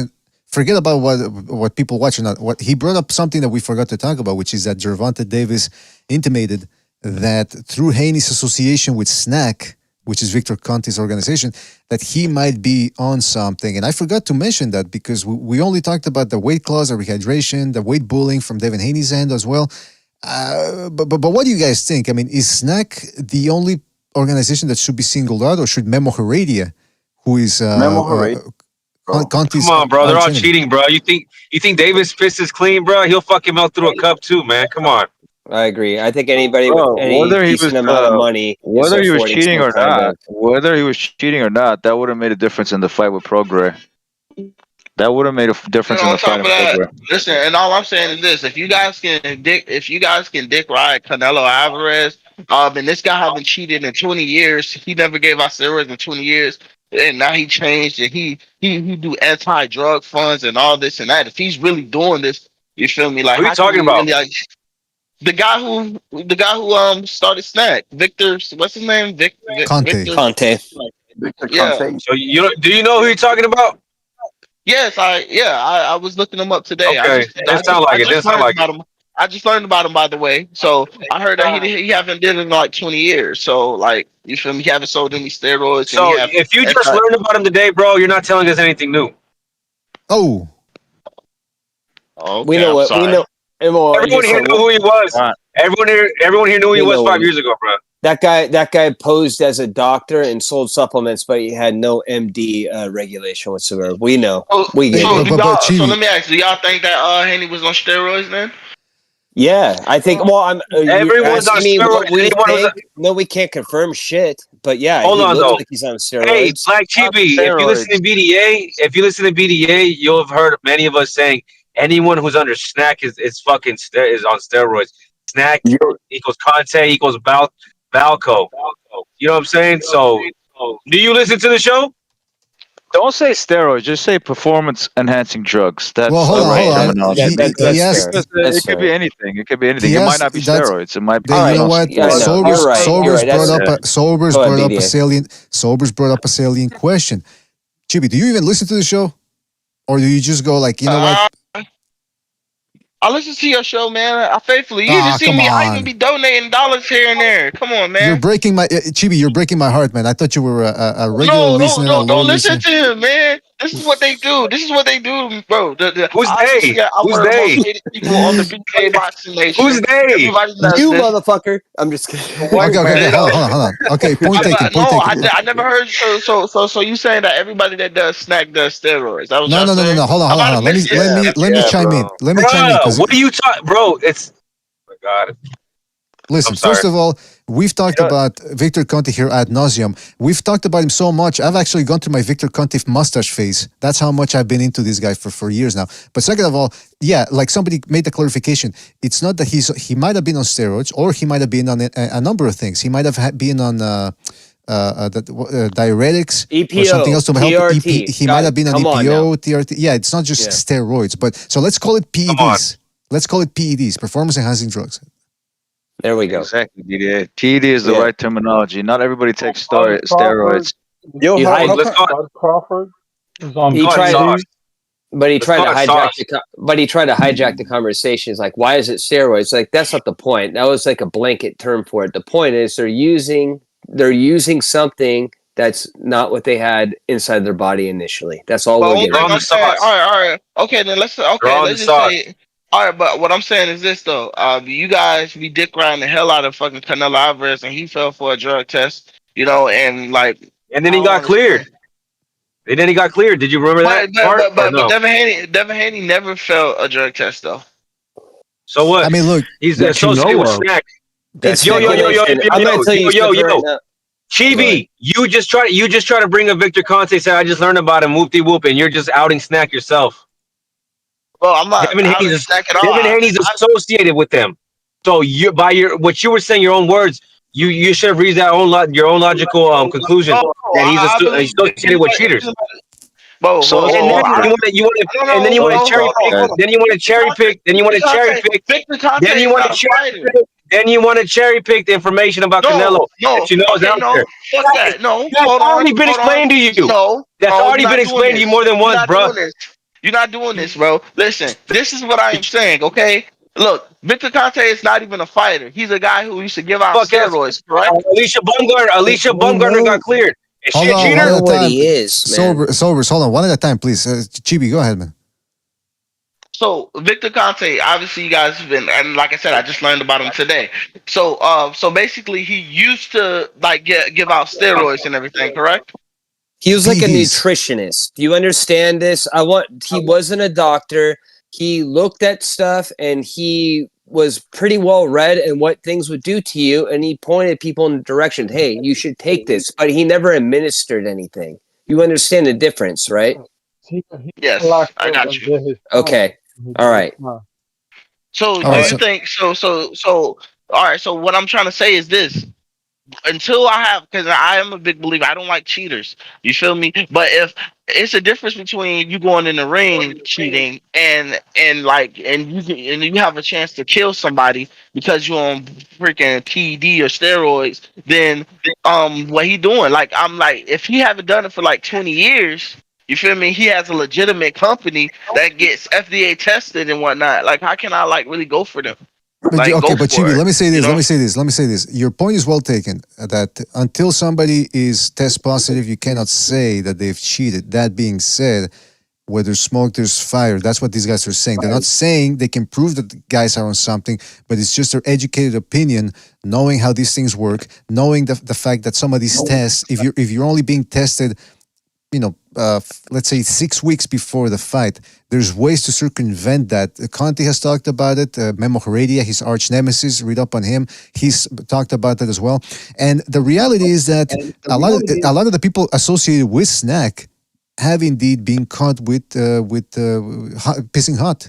In other words, or with hot blood, meaning positive test. So there's a lot of smoke to go around. Again, that doesn't prove that these other dudes are associated with Snack or taking or something, but it's a good guess as any. Now, I also want to bring in before we go. We got Heavy Back Butch jumping in. Heavy Back Butch, are you there?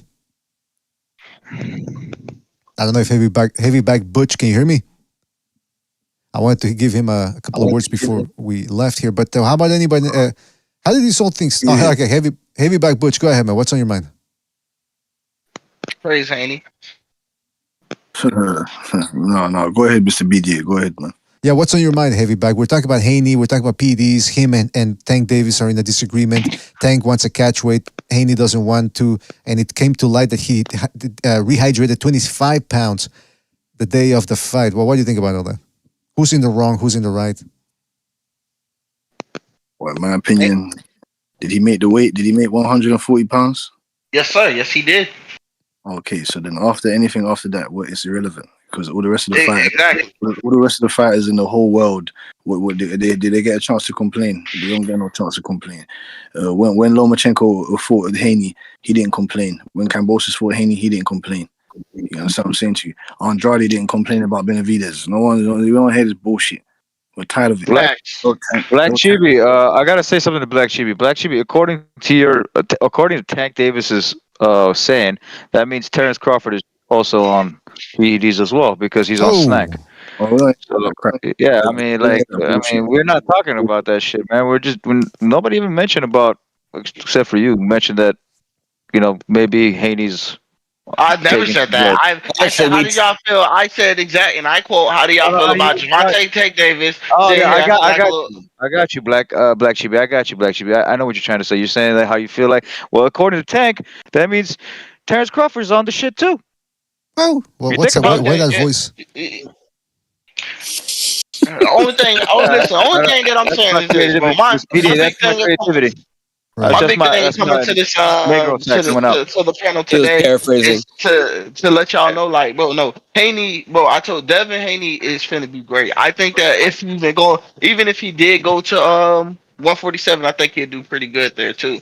You feel me? Like it's like in that performance. Now there's nobody there. There's nobody there. I agree with Black Chibi. I think based on how Haney fights, I do believe that Haney can do good in 147, but he needs to develop a little bit more. He needs to get some more power. He needs to get some more oomph when his punches. So you keep him off him. If you don't get them 147 is a pretty weak weight class right now. Oh, what do you mean? Anus isn't there? You hate it if you're Anus. Virgil Ortiz there too, ain't it? No, they hating on us because they ain't us. You just don't know the fighters. There's plethora of fighters there. Plethora. You just don't watch a whole heap of boxing. I watch enough right now to know that Ortiz is not going to be at 147 again, and Enos will probably be at 154 inside of the next year and year and a half. No one's talking about Ortiz, man. I'm talking about the people that are actually there in the weight division fighting. You get me? Okay, like who do you like? You got multiple guys. You got the guy that just fought Alex Rocha. You got Giovanni Stanstillion. He's undefeated. We talking about you got Cody Crowley up in there. He's undefeated. You got Rashid all these Ellis. guys. You got Rashid Ellis. Just Taylor's got up in there. You got Heavy bag. I gotta ask Heavy bag. All these guys without names. Hold on. Please, one at a time. Please. I gotta ask. Hold on. I gotta ask Heavy bag a question. Devin Haney versus Conor Ben. How do you see that one playing out? That happened. Conor Ben stopping Devin Haney, man. Conor Ben, big boy, got power in both hands. Explosive. Nobody beats Devin Haney. Nobody beats Devin Haney. I think based on Super Real beats Devin Haney, man. Yo guys, hold on, one at a time. Jeez Louise, what the fuck? Listen, I'm not in the mood for everyone talking at the same time. Chibi, you're saying nobody beats Devin Haney, not even Conor Ben. Nope. Not even Conor Ben. Conor Ben easy work for Devin Haney. No, that's a lie. Lomachenko was destroying him. Do you see what Lomachenko did to him in the 10th and 11th round? Do you know who did to that boy? Of course. I seen when Devin Haney won that fight. Is Conor Ben a southpaw? Yo guys, Conor Ben a southpaw? I haven't actually checked too much on Conor Ben. No, he's a righty. He shifts. He's a righty. Based on what I've seen, I haven't really examined it, but based on what I've seen, I think Haney has a shot at beating him. I think Conor Ben's athletically, he looks pretty good, and he has a decent amount of power to him. But yeah, tactically, we don't know yet. Like I don't think he's. I gotta see Haney fight 147 once before I make that decision. I would agree with that too. Conor Ben's big. He doesn't take that fight. I want to do that. Like this, bro. This shit gonna hurt. This shit finna really hurt y'all feelings. 154. One at a time, fellas. One at a time, guys. Come on now. This is gonna really hurt y'all feelings, but if he do fight Conor Ben, that's just a tune-up fight.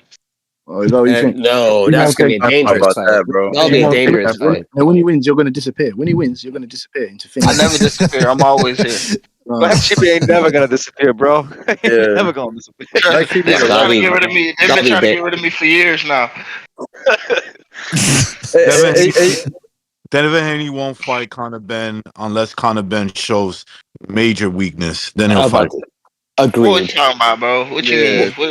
What that's Well, supposed to he'd mean? have to show That's some exactly kind what of he'd have to show some kind of tactical deficiency that Devin be like, okay, I can exploit that off him. Just say Well, like he's bad on the front foot, and Devin's like, oh wow, I can fall back and I catch him with the right hand and just bail out. And if he Yeah. goes in and he gets too wild, I dive in, I clinch him.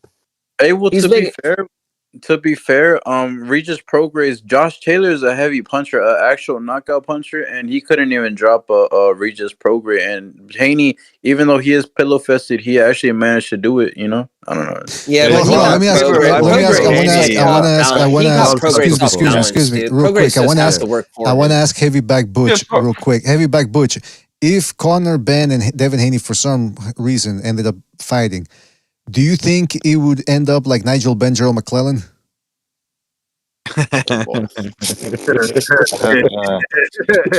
Damn. What? I'm asking a question. I'm asking a question and I'm not getting an answer. It's an I'm getting extreme laughter. one, What the man. fuck? That's an extreme question. It could possibly end up like that if Devin Haney wants to step. If he wants to step into the den, if he wants to come over to London, 100,000 Wembley Stadium, 100,000. If he wants to come over here and get some smoke on Conor He Ben, the A-side. He not going over there. Of course not. He would not do that Hold on, against hold on, Conor sir. Ben, Hold a on, sir. guy Hold on, that can hold on, knock him sir. out. Excuse me, sir. You heard what Bill Haney said. Royal bloodline. You heard what Bill Haney said. It will be an honor to be in the same room as Nigel Benn. You heard what he said. You heard. Yeah. It's good. That's good. He's just being nice. Yeah, we ain't gonna be nice to him if he steps in the ring with him. We're taking off his head. He ain't coming from 135 to fight no monster. I don't like Nigel Benn as much as I like Eubank Jr. Even though they're both kind of queer to me. I think Eubank Jr. is terrible. I like Eubank. I like Conor Ben more. I think he has more potential than that. No. I mean, like, I meant senior. I meant that's what I meant. I'm confused. Senior was Senior was a great fighter. Nigel Ben was one of the greatest 168 pounders ever, bro. He was one of the scariest dudes. He was. I'm not saying I'm not gonna shit on him, bro. I do like it. I like his fights, but I'm saying Eubank was better in my opinion. Eubank Senior, that is. I don't think so. I agree. I mean, I better respect- skills, all around skills, maybe. But Nigel Ben was I don't know. They both had a chin. They both could take the beating. Iron chins, bro. Hey, by the way, real quick. Shout out real quick. In the chat, Byron Bull says, go back and look at Loma versus Dev. Dev was outworking Loma early, build up on points. When somebody hold on. When somebody addresses the fighter as Dev or Shakur Stevenson as Kerr or Shakur, but the first name. But I know you're a fan of the guy, so I can't really take what you say too seriously here. But look, listen. In regards to Conor Ben versus Haney, I do agree. Haney's gonna look for the Haneys are very shrewd, very good matchmakers. They're gonna scan the horizon and see what makes sense, as they like to say nowadays. And hopefully they make some good fights here. I don't know. Listen, 2023 is coming down to near the end here. We had some sensational fights, a lot of good performances from a lot of fighters, a lot of fun, couple of laughs, and I think 2024 is going to be quite good. Now, that being said, I do have to go. It's about midnight over here, but you guys can stay on the... Hold on. Hey, Let me for the finish, record- please. Let me finish, please. You guys can stay here in the room and keep talking for as long as you want. All right, Straight G, what were you going to say? Hey, for the record, I still do believe Subriel could be Canelo, bro. I ain't gonna lie to you, Straight bro. G, I'm going to ban you from the Discord, man. I'm going to ban you, man. You're about to get your ass banned. Y'all gotta realize, you're gonna give BDA 9 Kick his ass out. Get him out of here. And last thing I want to say before I get out of here, you guys, man. Shout out to your boy Devin, the Dream Haney. He is the truth. He is him. All right, man. We'll talk to you I later, don't want to. bro. And then We'll talk last to you thing I'm later. gonna All say right, is guys. I just don't want to hear We'll y'all talk to you talk later. shit Bye. about. We'll I don't talk want to to you hear y'all later. talk shit Bye. about Big Dog Haney no more. That's all I'm saying. He's not All the right. truth. later, He's Dream. Dream. Fuck that cheater. Fuck that snack cheater. Viva Mexico, cabrón. Canelo's still the face of boxing. Nobody can Shout out to understand. Espinoza. Shout out to Rafael Espinoza for beating Robesi Ramirez. Upset of the year, fight of the year. Boom. Hey, Viva Mexico, bro. I'd like to thank Marcos Chess for being on the chat. I'd like to thank Mars for being on the chat. I'd like to thank Abel for being on the chat. I'd like Handsome Mechanic for being on the chat. I mean, BDA shop here. What about you? Hold on. Shout out to all of you guys on the panel. Really appreciate you guys jumping in. You guys made this a fun Open Lines Thursday. Did I miss a super chat here? No? Okay, but shout out to everybody. Don't leave it a super chat. Shout out to everybody that was in the chat listening. You guys know who you are. I'm talking about... who am I talking about? I'm talking about Knockout Ned, Abel, Eparokua, OG Blaze, I Am Your Leader, Warp Speed, Handsome Mechanic, Bob, Rolling with the Punches, Little Mac, Tyson Punch. If I forget anybody, it's because we're going to go. Shout out to you fellas. Thank you for joining us. Have a good night. Hello.